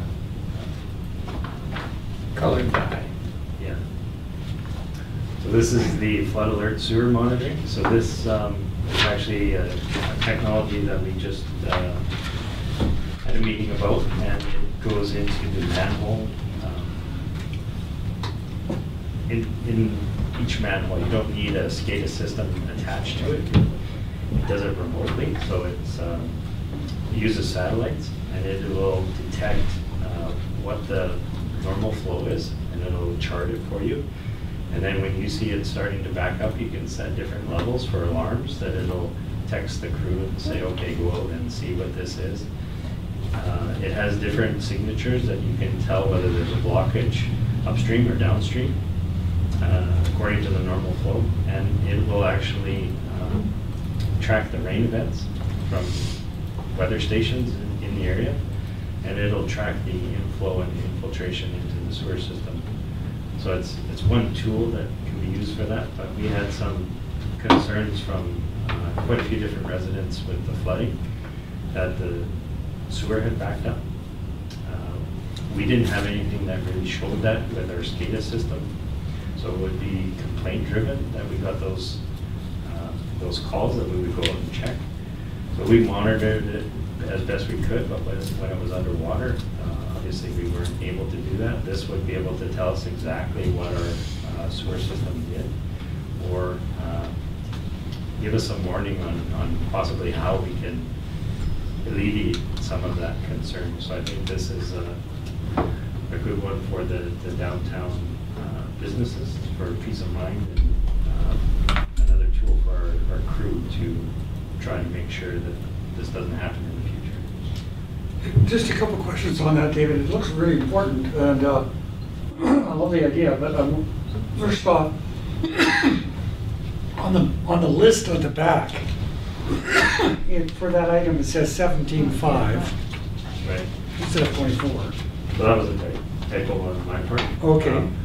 We originally put in 17,000, but this does have some monitoring costs to it. And when I got a final hard cost, it was 24,000 units. And my second question is, why would you use the slag fund? Because there's only two Couldn't funds you use the where- sewer capital for it? If we take that extra capital fund, we'll leave that fund. You've got it. Well, it's just a matter of basic, this is just a preliminary. Yeah, I understand. Document, and it's a matter of juggling which funds, because some of the funds are, like the sewer and the water funds are not, Okay, but just have so you big know- balances in them. And There's- then there's certain other funds that like the capital fund, you can see with these listed projects is going down to $36,000. So it's just a matter of finding which fund we can use for it and which has funds available. Other than that, we would have to actually just take funds or take money out of, say, the slide fund and transfer it over to another fund. So it would be two steps as opposed to one. I guess what I'm saying is that the slide fund, you know, it was always meant to be a legacy fund. Looking at the old timers here. You know, it's supposed to be something that would turn into something you could kick that would be lasting for the community. Maybe this does do it. I'm a little apprehensive about printers and IT equipment being in that fund. Sorry, Daniel. Because they sound to me more like operating. Yeah, it's just sort of something it's equipment you have to regularly replace. It isn't, God, I hate to think of my printer being a legacy item. Whew. Anyhow, so that'd be my concern really there. So Your Worship, if memory serves me right, I think they changed some of the wording in that bylaw of the slag fund that was encompassing more than just a legacy fund because of the necessary pieces that had to be done. I wasn't part of that, but I'm pretty sure that no, it was before my time with this chair and that, but I believe that was done a few years back. That changed some of the scope of what that bylaw would have the ability to do. And also, money was transferred from the slide fund into the capital funds for that very same reason. I'm pretty sure it was about $2 million a few years ago. Okay. Out of the slide funds. David, at 24,000, how many units? Three. And if I heard you correctly, people building this, they own the software, they'll collect the data and then give it to you for an annual fee type thing? Yeah, it's cloud-based, so. Okay. Yeah. But again, you're paying an annual fee for it to be monitored based. Right. Yeah. And I think it was roughly around $1,000 a year to do the trending and the storage of the, I forget if it was unlimited or there was no time limit, or whether it was 5 years that it kept the data. Okay. And you could do 5 different overlays. So you could set one up on the bridge and monitor the water of, like say from 68th Avenue Bridge. And you could correlate that with the groundwater well downtown along with the sewer downtown. So there's lots of different applications where these transducers are potentially. So they're not sitting in the water or the effluent or anything, they're just monitoring the level? Right. Okay. Yeah. So going back to the Mexican street sweeper approach, is there a manual way of doing this that would avoid this kind of cost? Because you're only going to need that information at very critical points in your flood situation or potential flood. Is there a manual option? The pro for these, I would say, is that you get certain manholes outfitted with these, and you can move them to anywhere in the city. So you could use them to, if you're having problems, say up in Valmar with backing up, sewer backup or something like that, you can put it up there for a while. Then you can move it downtown. You can collect data from all over the place. You can put one on the bridge, change the other bridge. So there's lots of mobility with these. And different applications Yeah. other than the flood risk. Exactly. You can Okay. use it for both water or sewer. You could have it as a backup for, say, the upper reservoir. We don't have fiber up there, so it's, I believe it's a radio-based alert. So you could have something like this up there that would text the operators if it was, the radio was down, or just for redundancy, or there's lots of useful applications for this. So we felt 3 was a good number. How many municipalities do you know that are using these? It's fairly new to BC. I would say maybe there's 12 in BC. Okay. And have been using these for 2 years, 1 year? Alberta, they've been using them for years, Okay. with good success. I assume they're battery operated, is that what they? Yes.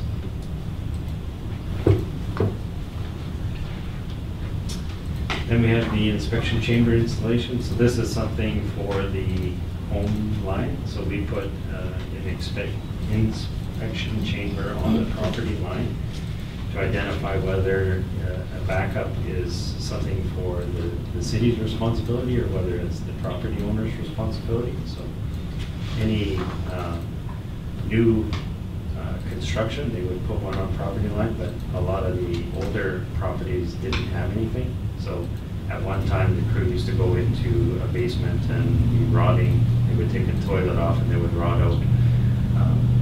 And we've gotten away from all of that. We say, okay, we're responsible for the property line out to the main.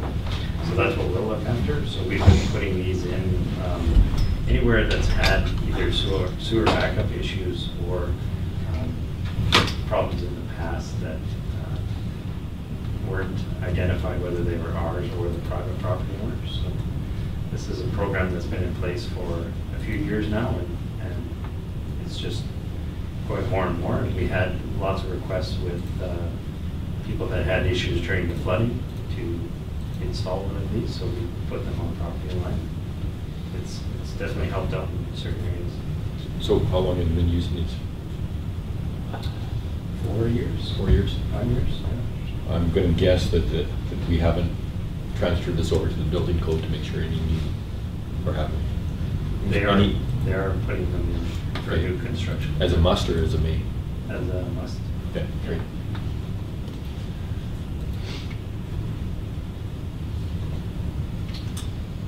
The Public Works, so the downtown stormwater management plan, again, we had the assessment done with the flooding. So the CCTV cameras went in, had a look at the condition, and I guess the materials within the pipe, so whether there's tree roots or whether there's just a bit of gravel or what.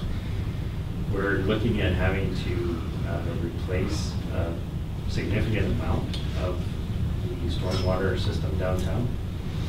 Part of this would be through hopefully one of the grants that we've applied for. And then the rest we would have to identify how we want to move forward and where we want to put them. So whether it's through the alleys or on Main Street in the middle. So there's a lot of work to figure out the square footage of area that we're trying to collect and what we're trying to get it out to the riverets. So this is some money to get that process started. Okay, so it says, I see it carried forward. It's carried forward. No, it's not. This $60,000 stormwater management plan? Because there wasn't a price on this particular. Yeah, it's 60,000. 60,000? Yeah.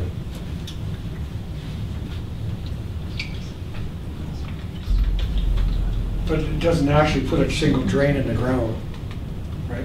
Sorry? It doesn't put a drain in the ground. Like we're not, This, no. this is just a study. This is to tell us where we have to put the drains and where we have to put the pipes and how many pipes and catch basins. Okay, would the flood mapping help? Not this. Not this? Would this also handle in severe rainstorm? I imagine it might. Well, this is the thing, the criteria has changed with climate change. So Okay.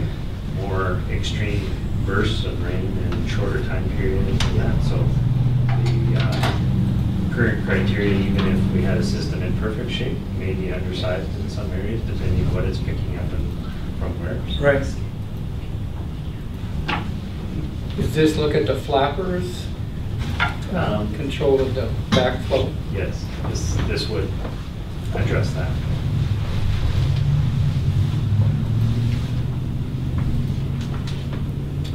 Then we had construction fencing, so right now we just use the plastic construction fence, which is not very durable and doesn't keep people that want to be in the mix of things out. So this is just the steel caging that we would put up around certain digs. What's the area it would cover? The 15,000? Yeah. I'm not sure how many panels we estimated for the 15,000, but it was deemed that it would be enough to take care of a construction site. I'll chime in here and I'll make my point again. I don't see this as capital. At $15,000 for this stuff, I would rather see it in operating.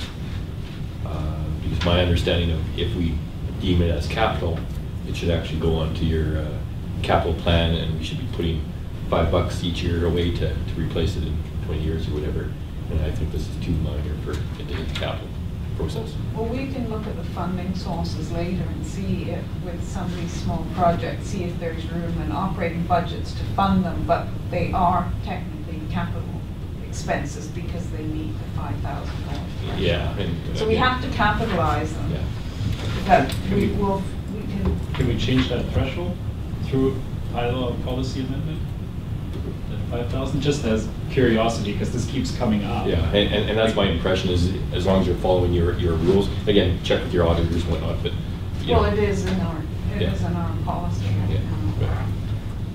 But that's something that is not, shouldn't be just a spur of the moment decision to change those thresholds.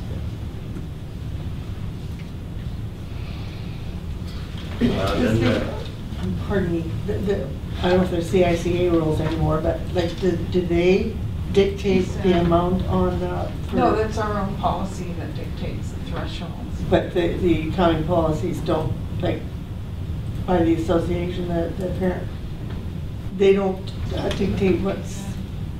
The PSAB rules state whether some, it doesn't state the thresholds, because those are within our own policy to determine. Okay. But it determines generally if, with the definition of a tangible capital asset, insofar as it extends the life or service capacity. But they don't actually set the thresholds. Okay, that's in our own internal policy. And my ulterior motive is if we get those thresholds up, then our amortization or the dollars that we have to put into the capital is less. So it might be favorable on the taxes side too. You don't have to put so much in the bank and just leave it in the bank for thresholds. Well, but you're still paying for it one way or another. Oh, true. You're either paying for it through current level taxation, or you're paying for it from a reserve, and ultimately it's the taxation dollars that flow through into the reserve. True, but at some point in the whole discussion, if you're very successful at your asset management plan, you say, how come we got $10 million sitting in the bank and we're not using it? So at some point in time, you know, the question is, how much do we really need in the bank? Okay, so the downtown sidewalk ramps, Kevin's done a lot of work kind of investigating how we can better service some of our limited mobility stalls, and this would require putting further let-downs in certain areas. So right now, they're usually tucked towards a corner, and then they have to go out into the street and then up onto the let-down or the walkway. So this is to keep them off the street and better service from the parking area itself. How many is it, or is that one? This is a start, yes. Oh, okay, Yeah. so one. Well, this would be a few, I'm sure, but okay. yeah, because we would use our own crews. That's what I was do going to that. say, as a contractor. Yeah. So assuming that there's going to be downtown revitalization, is this going to roll into that that kind of plan in terms of what we're doing with that whole Market Street? Well, it's not just Market Street that we're concerned about how the parking is for the Handicap, yeah. mobility, the handicap. Yeah, there's lots of improvement that we can make there, I agree. Right, yeah. Just speaking, I'm thinking of handicap parking areas. When we were at the library, there's one on kind of that alleyway that was taken away. It's not marked. And the two on Fifth. Right. Disappeared. No, they're there, but they're not as. There's no ramps on this side. No, Gutter. you're getting out. And then there was one on Second by Service BC that there was a tree right there where it was that changed or? I'm not 100% sure. Okay, because we're getting into operations and I'm sorry, but it just while in my bee brain, if we could just have a look at that. Yeah. Well, and part of the cost was to move the location of some of these from the corners and in. And, yeah, like I say, Kevin's been the lead on that one and done all the work for that. So. I know that downtown DBA's been concerned about the accessibility for some of those ramps and the practicality. And yeah, so they certainly have. Yeah, because you need to be able to get somebody out in a wheelchair. Yeah. Anyway, Sure. I digress and I apologize for that. Mark it on your list. Bridge repairs. So we had an assessment done prior to the freshet, and then we had another one done post freshet. So we'll see if there's further repairs that need to be done, but there were quite a few identified in different categories. So we're just working through some of the numbers and the prioritization of what needs to be done. But there were some issues with there was some cracking and the gaskets and the seals and that, and there was something about the bearings were not working how they thought they should be. So Which bridges for those two? our bridges. Like on Second Street and 68? Yeah. What about the Black Train Bridge? I know it's not a road bridge. Yeah, we didn't have that one assessed. It was, I guess it's going to acquire a new deck surface eventually. Right now, it seems to be holding okay, but eventually, it's an untreated wood deck. Yeah. So. For sure, we I just want to remind you that the city owns 3 bridges. Right. Well, we own more than 3. Pardon me? We own more than 3 crossings. I'm I thinking don't the one think down so. at 12. 4. Where's the 4? The water line? Is that what you're talking about? No, there's 2. Yeah, but Up we don't at own the Second Sprague. Street Bridge, we don't own the highway. We don't own Sprague. Oh, okay. I thought we did. So just so we're on the topic, how do we relate to MOTI bridges? How do we relate to them? So if Second Street Bridge fell in tomorrow, they wouldn't be looking at the city to dig in our coffers to place. Like, does the province do the inspections? Do we have to do the inspections for them on their forms? We do the inspections on Second and 68. Okay. We insure them.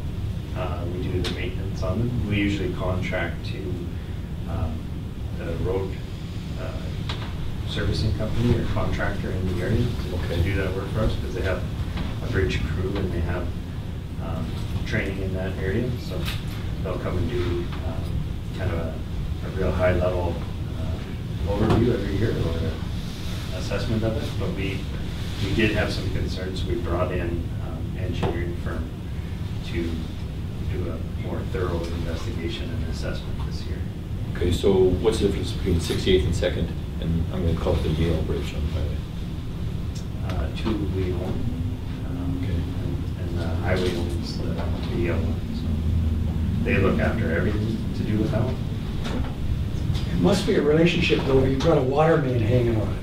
Right. Which, on the upstream side. right. Which is, I know in previous administrations, not recognized as a great idea. Right. Okay. Which is why the train bridge has it on the deck. Yes. Okay, good, a point. Can I ask another question? I'm sorry, I'm off topic. Is that the pressure relief building right there by that, is it Yale Street Bridge? Yes. That's that a little building there, right? That's right. And it still serves a function, like, Yes. it's an important function, right? If you have to emergency release pressure from the water system, that's where you do. Right. Okay. I'm very nervous about these bridges. If they're ours and we dealt with them as ours, are they in our asset management plan? Because those are very expensive to deal. Right. Yes. So we got the replacement costs along with the detailed assessment this last time. Okay, and with the detailed assessment, what's the life cycle or the lifespan of, let's say, 68 years? That's probably the newest one, right? Is that supposed to be good for another 50 years, 100 years? Yeah. I hate to throw out a number because I've read so many reports in the last 6 months, but yeah. But it didn't say 2 years. And no. Yeah. Unless a really big log hits it. Yeah. No, those are. It's not nice to. It's not fun to own bridges. That's to the work, that's for sure. I don't know if it's a typo or not, but just on the back page on the list, it looks to me the bridge repairs is $15,000. I know that this list is. Yes, that's what it says. But is it a typo? I've got my eyes glasses on. Nope, it says 50. Is that Yep. Yeah, it's a typo. Typo? It should be 50? Should be 50. That's what I'm saying, yeah, it should be 50. Pretty low. That makes more sense. Because when I did this, I was working with probably what was an older document than this. This was updated quite recently, so. Oh, don't feel bad. Even with my glasses, I'm hard pressed to figure it out. Thanks for finding it. Yeah. Okay, so we have, Yes, yes it is. in the electrical department, we have electrical transformers for emergency stop. So this, we went through, we recycled all of the transformers for the voltage conversion. We looked at which properties had which transformer size and voltage, and seeing if we had an issue in one area or another that wasn't common, how much it would cost to get the bare minimum to get by. So this is I guess a product that's going to take a while to get in and could lead to some lengthy outages, I guess.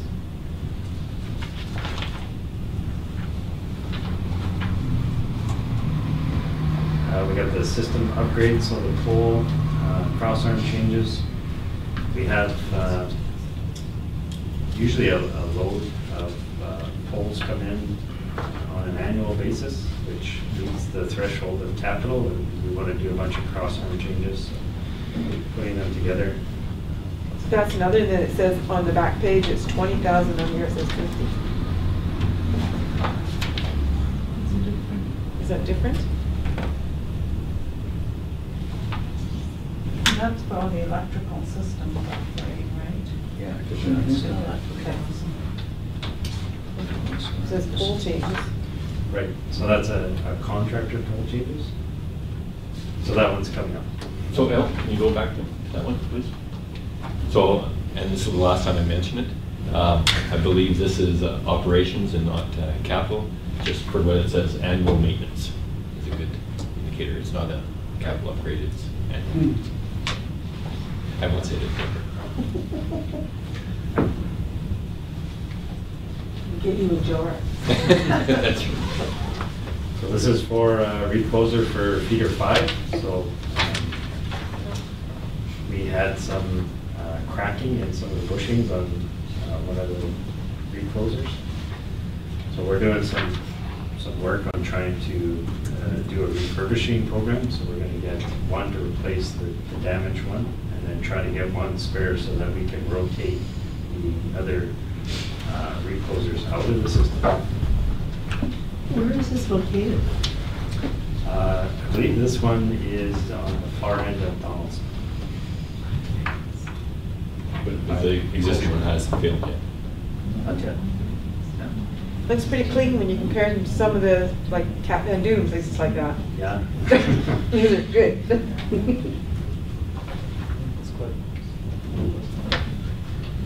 Then we have the Valley Heights upgrade. So this is the only section that we have the old voltage still left. And we have some grounding issues there. So we're trying to correct those. So we're going to take a small section and try to replace the wires.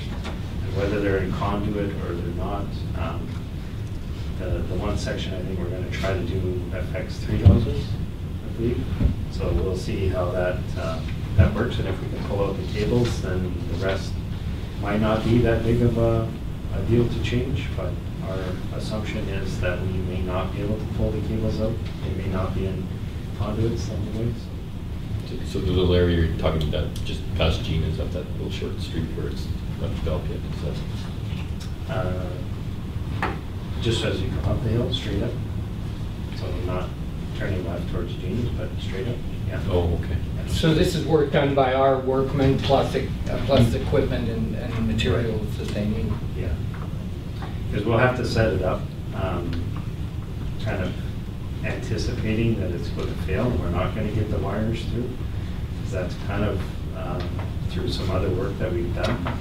We feel it might go that way. So this will be a good test case to see how the rest of changing over Valley Heights will go. So.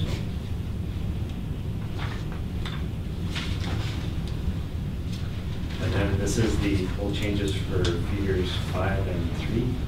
So there's a couple busy poles that our crew would be, I guess, hesitant to take on with their location and what's on them and that. So we would bring in a contractor to change a couple of these poles up.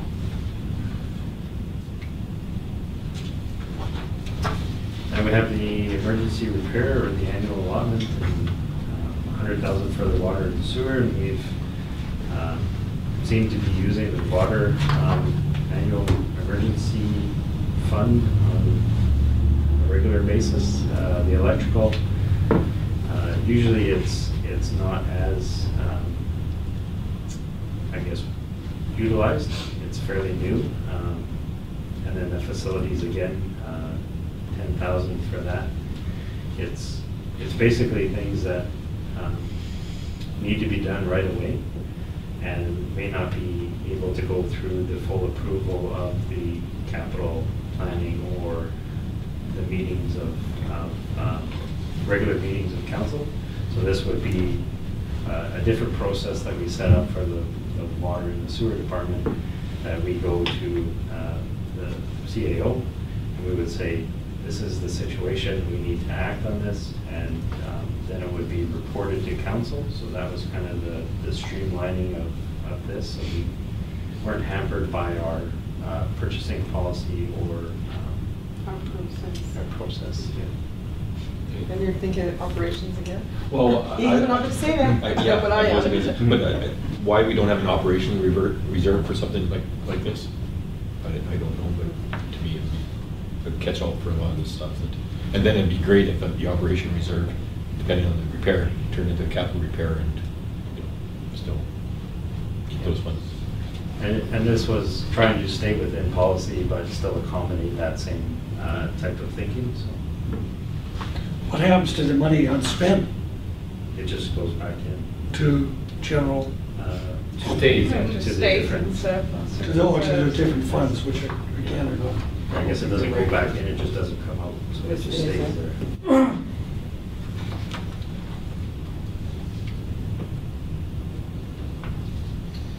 All right.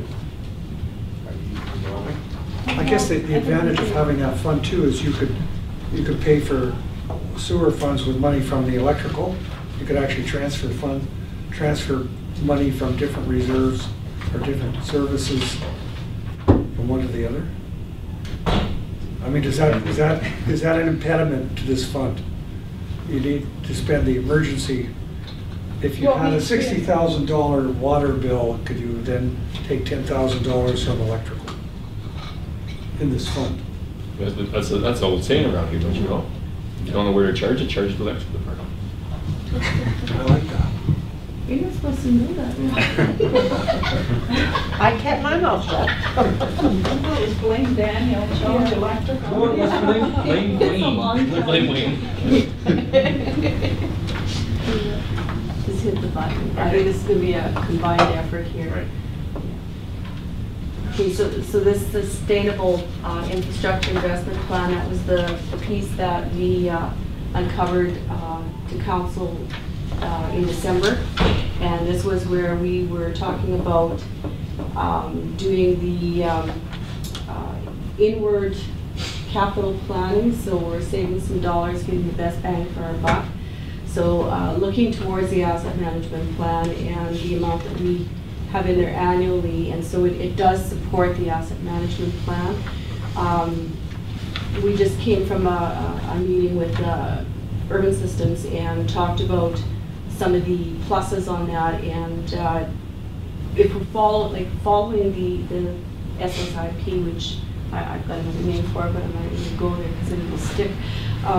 But following these type of things will give us that best bang for the buck. Some of these development areas that we don't have infrastructure in town right now will allow us to be able to have some funding at a greatly reduced cost as opposed to getting a contractor in. These type of things would be projects that if we could work or partner with a developer in town in some city property, that would allow for some different type of housing. And like this is kind of like we already have the affordable housing coming on 19th. This is kind of the in-betweeners where we have some smaller lots that we could maybe do small homes, or we could do some other things that would suit persons that maybe have been displaced from different areas in town. And so this piece, like we're looking for about $700,000 as far as the capital in there, and that would be for equipment, or not equipment, for materials, sorry. And so the $300,000 is already labor that's already in the account as it is. It just would transfer from operations into capital. So the $300,000 is a constant there. It's just moving over. But that would give us the wherewithal to be able to do some really good planning on some smaller development properties that could help persons that, and it's all for, for the people that are displaced and different things in housing that we could perhaps provide some support. I don't know how far we'd be able to go with things like that, as far as maybe looking at lease on land for people that can't afford to buy lots or something too. So there's, and you guys can chime in. It's basically to help the community where they need some help. So we're gonna. Sorry, go ahead. So it's not tied into our asset management plan per se. It's to try and enhance it. Well, enhance it. Yes. And I guess what I was hoping to hear is we're going to forward our sewer phasing plan, which we have on the books, that's going to get us some of these lots serviced type thing. And it's a plan that we have on. Mm-hmm. But this is sort of like, we don't know what's going to come, but it's going to be infrastructure, and we need somebody to try and get some of this stuff out. And it could be contingent to a developer too. Like, if there's a developer that's coming in and, what they fancy is going to be a workable project as well, right? So. Yeah, and like one of the projects, for example, would be the airport water main, I think, right? That we can either go out for tender to get some of that development happening in that area by upgrading the water main, or we can do it in-house, right? By saving, so that would be a good project to kind of cut your teeth on a little bit and get going on it. It wouldn't necessarily contribute to the housing piece in there, but it is a plan that's on the books that would be a really good starting point. Dave had a really good point, is that because we're starting out, we would still be under the tutelage of our engineers, and there'll likely be a little bit of training involved for some of our people, and maybe it would be a project that it's not sitting on Central Avenue or something where they're, you know, cutting their teeth on the project. So speaking about that, our project in front of us tonight at the end of Boundary Drive, does anybody have a ballpark figure of how much it's going to cost to get our services at least to the lot line for that guy? That's his responsibility? I understand that, but what type of cost? Just because I have it in my mind, you know, I can see that 100 meters or whatever, and just trying to figure out how far $1 million is going to take us to get the services for that development. Has anyone worked up a cost off the top of the head for that developer? I don't think on that particular one, because it is the developer that would be putting forward that. But for example, the infrastructure for those small lots behind Angus McDonald. So when we were looking at putting some very expensive temporary housing pieces there, we had to kind of do a quick idea of what it would cost to put the infrastructure in there to support housing. It had to be very quickly, right, because these things were coming in. The contract amount was, I think, about $1 million. I think, Calvin, was that about right? For that one in Angus McDonald, I think the quick estimate that we got was around $1 million for the infrastructure. I think it was a little less because we were looking at more just getting the lift station in. Right. And then came in at about 250 or 3. This would be a Class E estimate. Yeah, which is not, but that was more for contractors. So you're padding whatever the amounts are for those contractors, where if we're doing that in-house, you're going to greatly reduce. And so those are the pieces that we're looking at. So that one there, we had kind of an idea, because I remember it came in, it was like, oh my God, it's like, you know, this much. And what utilities were included in that cost? Water and sewer? Water, sewer. It depends on which one we're talking about. Like when you mentioned the one on Boundary, we looked at doing a test well further down, so that the water system would be tied in. It would reduce the cost to service those properties on that area. Yeah, yeah. So we're looking at taking on a little bit more risk with the municipality, using our own forces to do some of this work that we do on a daily basis, but just on a larger scale. So looking at where we can alter work programs and work schedules to free up a crew of 3 people or whatever it is, to bring in a contractor, say, to dig the hole or do whatever to supplement that crew, but basically manage that small capital piece that would facilitate economic development or some sort of growth in certain ways. Yes, and I think I got this right. The bulk of the money for that comes from the gas tax. Got $700,000 slated for the gas tax, coming from gas tax for capital and planning. So that's the thing about gas tax grants, is that you are accountable to UBCM for them. They have to fit that category, right? Well, we'd have to. So you'd use that money for, like, I think waterworks, sewage and water.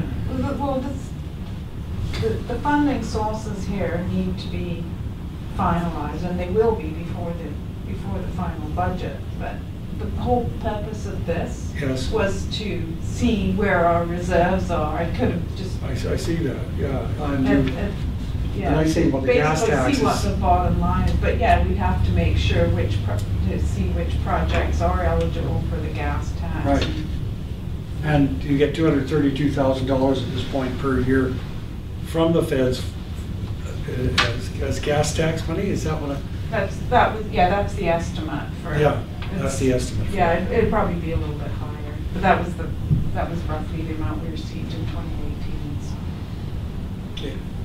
So just to confirm what I thought I heard you say, Dave, at the beginning, that either 1 million or 1.1 million, we just want to set up the fund for capital stuff, if we find a project that'll fit, we'll bring that back to council to discuss it, and see how it fits into other stuff and get the okay, so. Yeah, I don't know the approval process. We've identified some projects that we think have good value to do. We are limited with funds, so we're trying to stretch those funds as far as we can. So we looked at different work programs that would be affected, and we think that we can,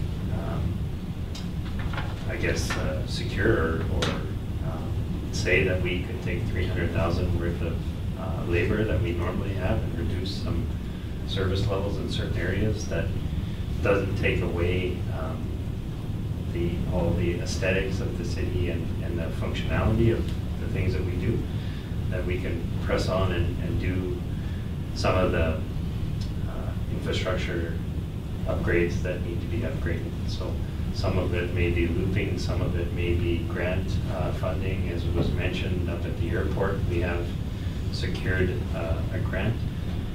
We looked at putting it out, and the costs were significantly different than using our own crew. So we're going to try, I believe we're going to try that project as one of our first pieces to see how that goes.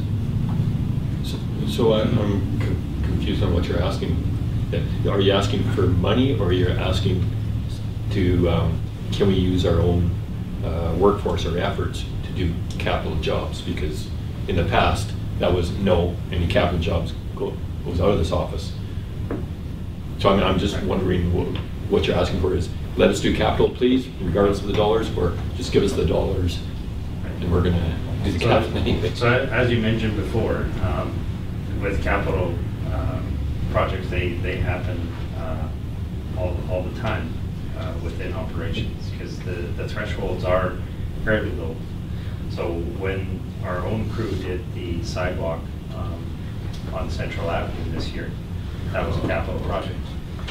Our own crew did the ball diamond up at Dick Bartlett Park. That was a capital project this year. So there's lots of areas that, depending how you look at it, we do capital projects. The electrical crew, they did a line extension. It was paid for by the property owner, but it reaches that threshold. So this is kind of consolidating some of the work that we do, but focusing it on the economic development as council has requested. Okay, so just confirm that it's been a practice, but not a policy, to say that local staff does not do capital. It was more a work practice, but we don't have it written that says hourly wages will not be put into capital. And this would just give us a bit of autonomy to know that we would be able to go ahead with some of these projects. And of course, at the end of the day, council can get a report, we'll get a report, so we can actually say, okay, this was really successful, or maybe it didn't work, but we're hoping it does. Like, you know, we don't go into something saying it's not going to work. We're going to make it work, and we're going to make it successful. And then I think it's you know, we celebrate the fact that instead of spending $1 million, we just did it in $400,000 instead. Right. And I would say there's always going to be a limiting factor of what we can do with size and scope with our group, just because so much other things in the day-to-day work happen that it's hard to focus a large contingency for a large period of time. So it's going to have to fit certain criteria that we have and be manageable for us to feel like we are going to be successful in doing it. So. And this would also be, of course, we're coming up with fresh if we don't know what's going to happen. A lot of things can happen, so you might have a small window from middle of June to the middle of September is where you'd be able to do those, so the capacity of what we can do in there is relevant to the time we have. So I understand most of this is aimed at making more available housing for the community. The focus of the creativity here with using staff, energy, and work is that we want to attract more entrepreneurs, and we want to open up more opportunities for things like small homes and lease arrangements, that kind of thing. Yeah, I think that this is all about creativity and, you know, still coloring within our legislative lines, but we've got a little bit of autonomy if we do something like this, and to be able to help some folks if we can. Yeah, I think economic development has a lot to do with where people are going to live in our town, so to me, it's right on the target.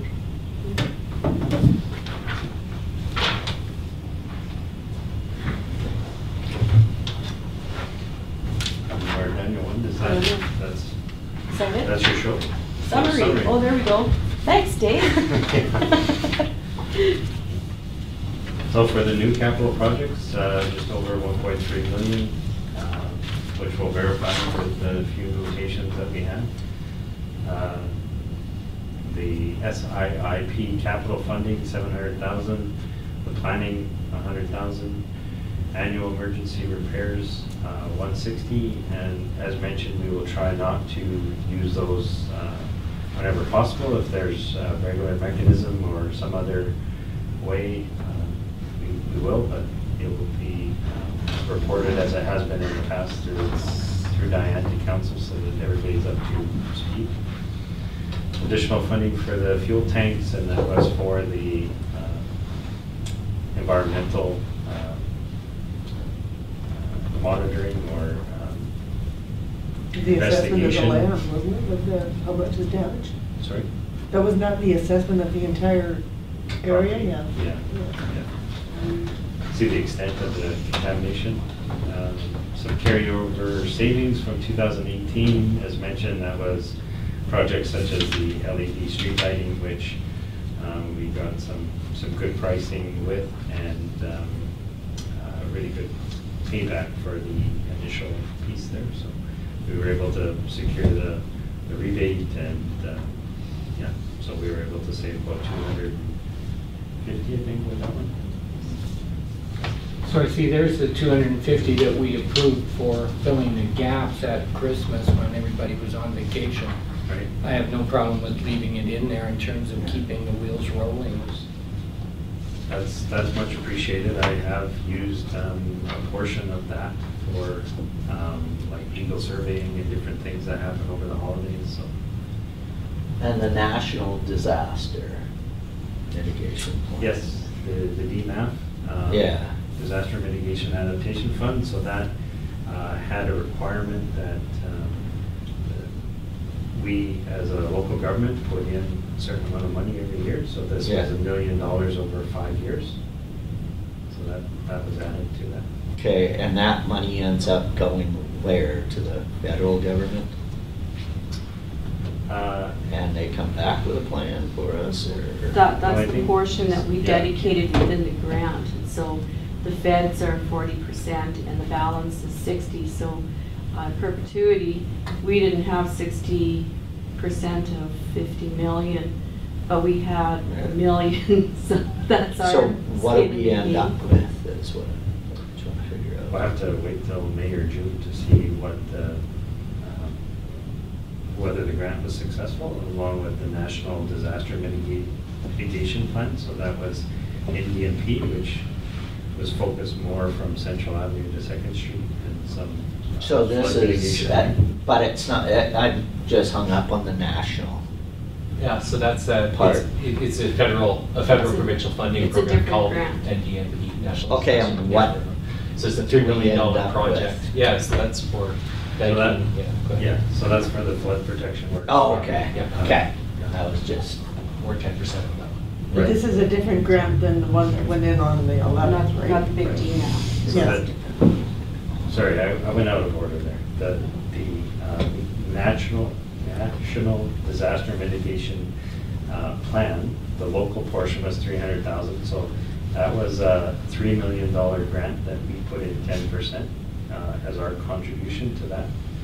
We're not sure we received that, so I believe they were saying somewhere around March or April we'll find out. The Disaster Mitigation Adaptation Fund, that was the really large grant for the 49 million. That our portion was 200,000 a year for 5 years.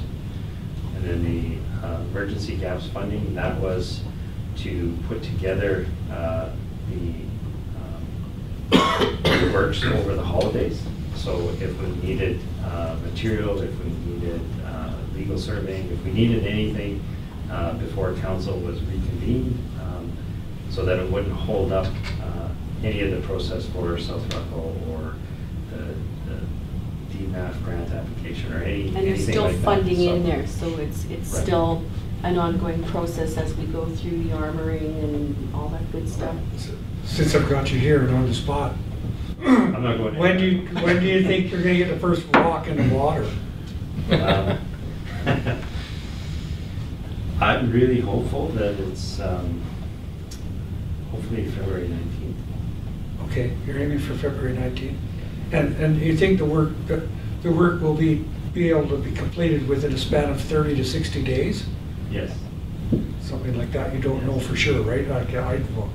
Well, estimating on the quantities and Yes. and that, as long as we're still working through the approval process, so there's quite a bit left to do there. But we're just had a meeting about it Thursday, had another meeting about it today.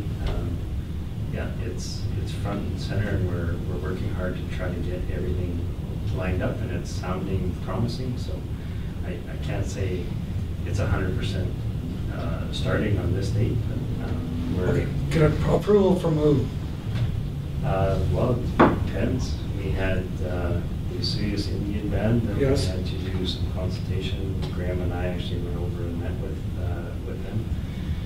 We had Flint Road, we had lands, we had archaeological piece that we had to touch base with the province.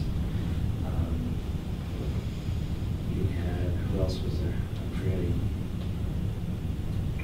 So, there's lots. There's probably 8 different approval pieces that we have. Any one of those approvals not heard from in time will cancel the project or postpone the project? Postpone, yes. And then we have the homeowners yet to deal with some land issues that we're trying to work on this Right. week. So How many homeowners are impacted by that? I believe there's 4. 4? Yeah. Can I just go back to that SIIP grant funding again? Again, it's a request for us to do this. It doesn't necessarily say where the funding's coming from. Is that? It's not coming out of taxation today. This $1 million would come out of the general reserve fund, general capital reserve. Is that? So part of it, like the operations, was reallocating some of the equipment component. 300,000, yeah. But the 700,000, if there's an okay. Reserve, yeah. I put it tentatively into the gas tax, but we have to okay. make sure that whatever the projects are, there will be some It fits shifting within around. there, so not all of them may.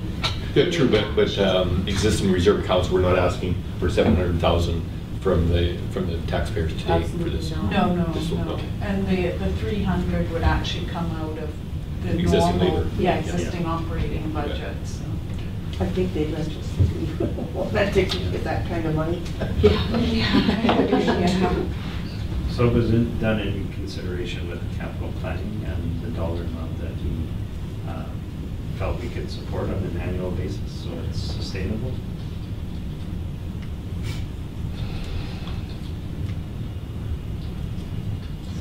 That's the last slide. Yeah. So do you, as management, believe all of these projects are achievable in 2019? Depends what else we can get from. Okay, but I'm looking at the very last page and like the carry forward projects, in addition to the ones for 2019. Now, you've asked council to select 7 priority ones of the 2019 projects. But are any, these are the wish list, I guess, is what for lack of a better description, that management wants council to consider. Are all of them, if we gave the approval, all of them achievable? In the perfect world. Okay. I mean, it really depends on how long the final approval comes.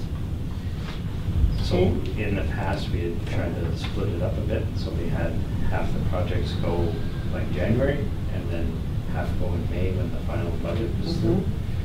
And I personally kind of like that piece, just because you could get started right away.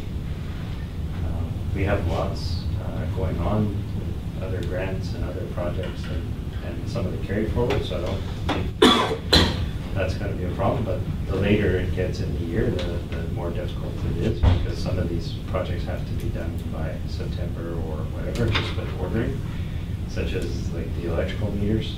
They took, I think it was 4 months last year to order a batch of meters and to receive them. So, you know, I'd really like to just order them tomorrow and hopefully get them this summer, so that, you know, our electrician would have time to put a bulk of them in.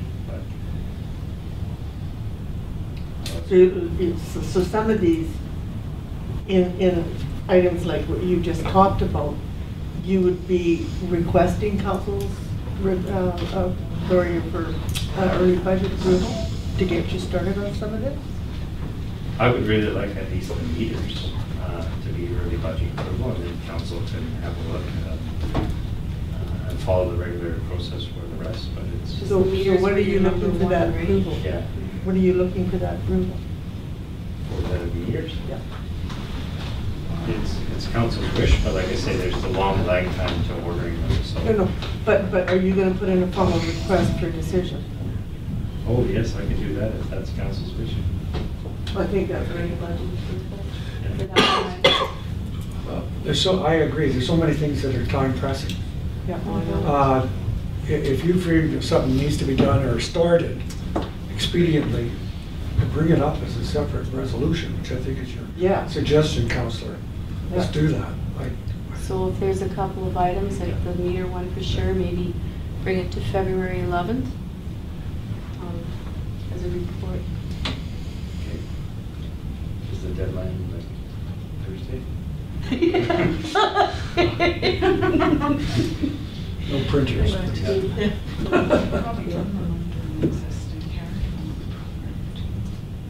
And his council wanted to do a late item and give early budget approval. It's up to them too, so, you know, if you want to report, you'd have to see it when you get some time. I don't think it's that urgent. Well, I would prefer to see something in writing, only because then it's overt. How about at the COTW? Can we do it through that? That's 2 Well, weeks. actually, yeah, you don't make a decision like that though with the committee of the whole. It'd have to go to a regular meeting, because you can refer stuff to staff at a committee of the whole, but directions, we can't do that at a committee. No, we bring it to the regular meeting as a request for decision. It has to go to the next regular meeting, right? No, 11th. It can go up to the It'll be 11th. evening. Yeah. But that's providing that's this Thursday, right, Daniel? The deadline for the February 11th? Yep. So.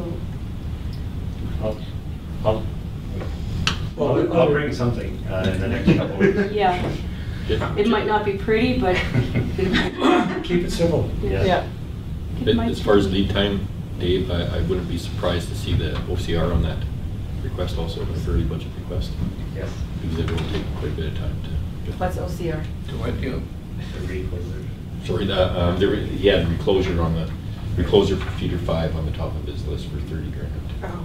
It's just that as far as ordering stuff in time and getting it up and usable, that's another piece of equipment that'll take a while.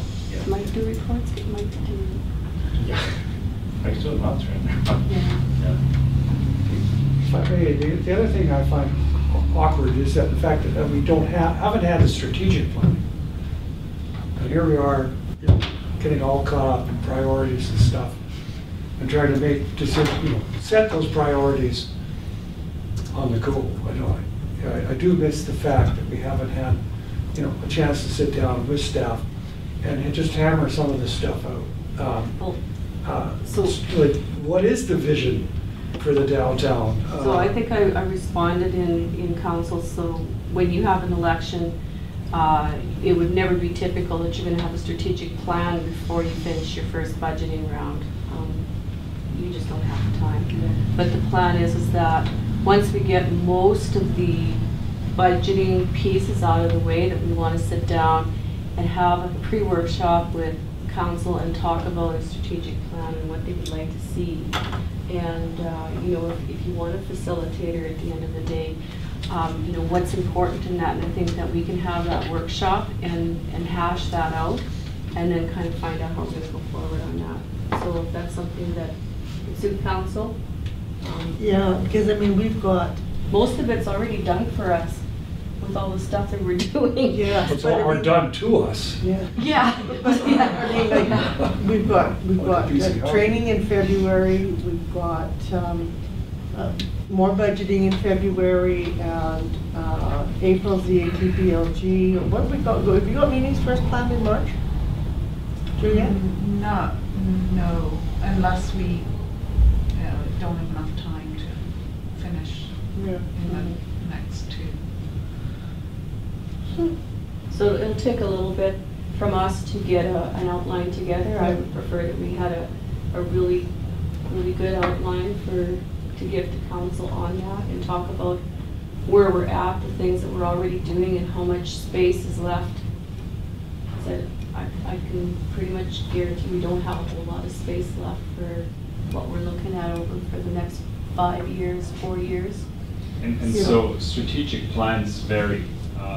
One of the workshops or webinars I followed along with, depending on size of community and what you want to achieve, you can have a full-on department that does nothing but strategic planning all day with metrics and this and that, or you can have a sheet with a list of projects that you're working on.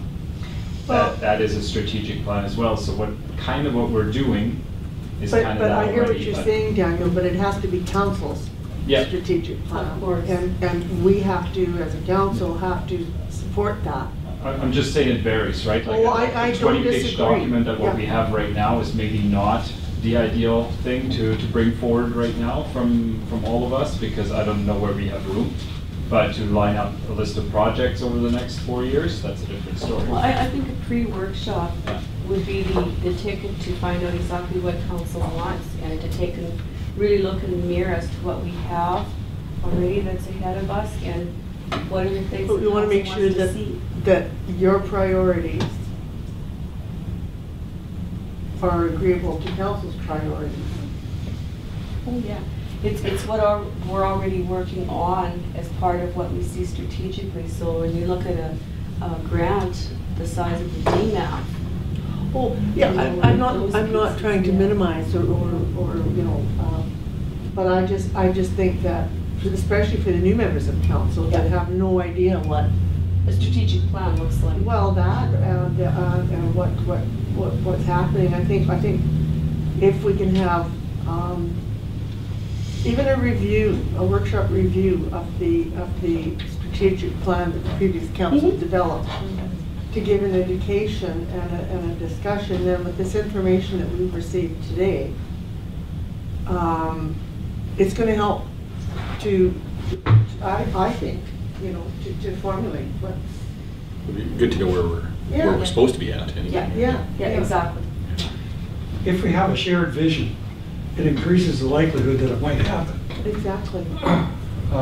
You know, so that's why I think it's important that we take the time. Yeah. Can I make a request, because it seems to come up? Can I get a map of what property the city actually owns? Because these little pieces keep coming, and I have no idea where we have. So whether it's on the SharePoint site or something, but just something to refer back to, because it's. I've been bugging Daniel about that already today. Okay. Yep. And a zoning map, a PDF, and both those things. I know you want the printout. I like. Are you going to charge him $30, by the way? Even if it's on the SharePoint site, something that says it. We'll get something PDF. All right. So we ready to go on to the next order of business for the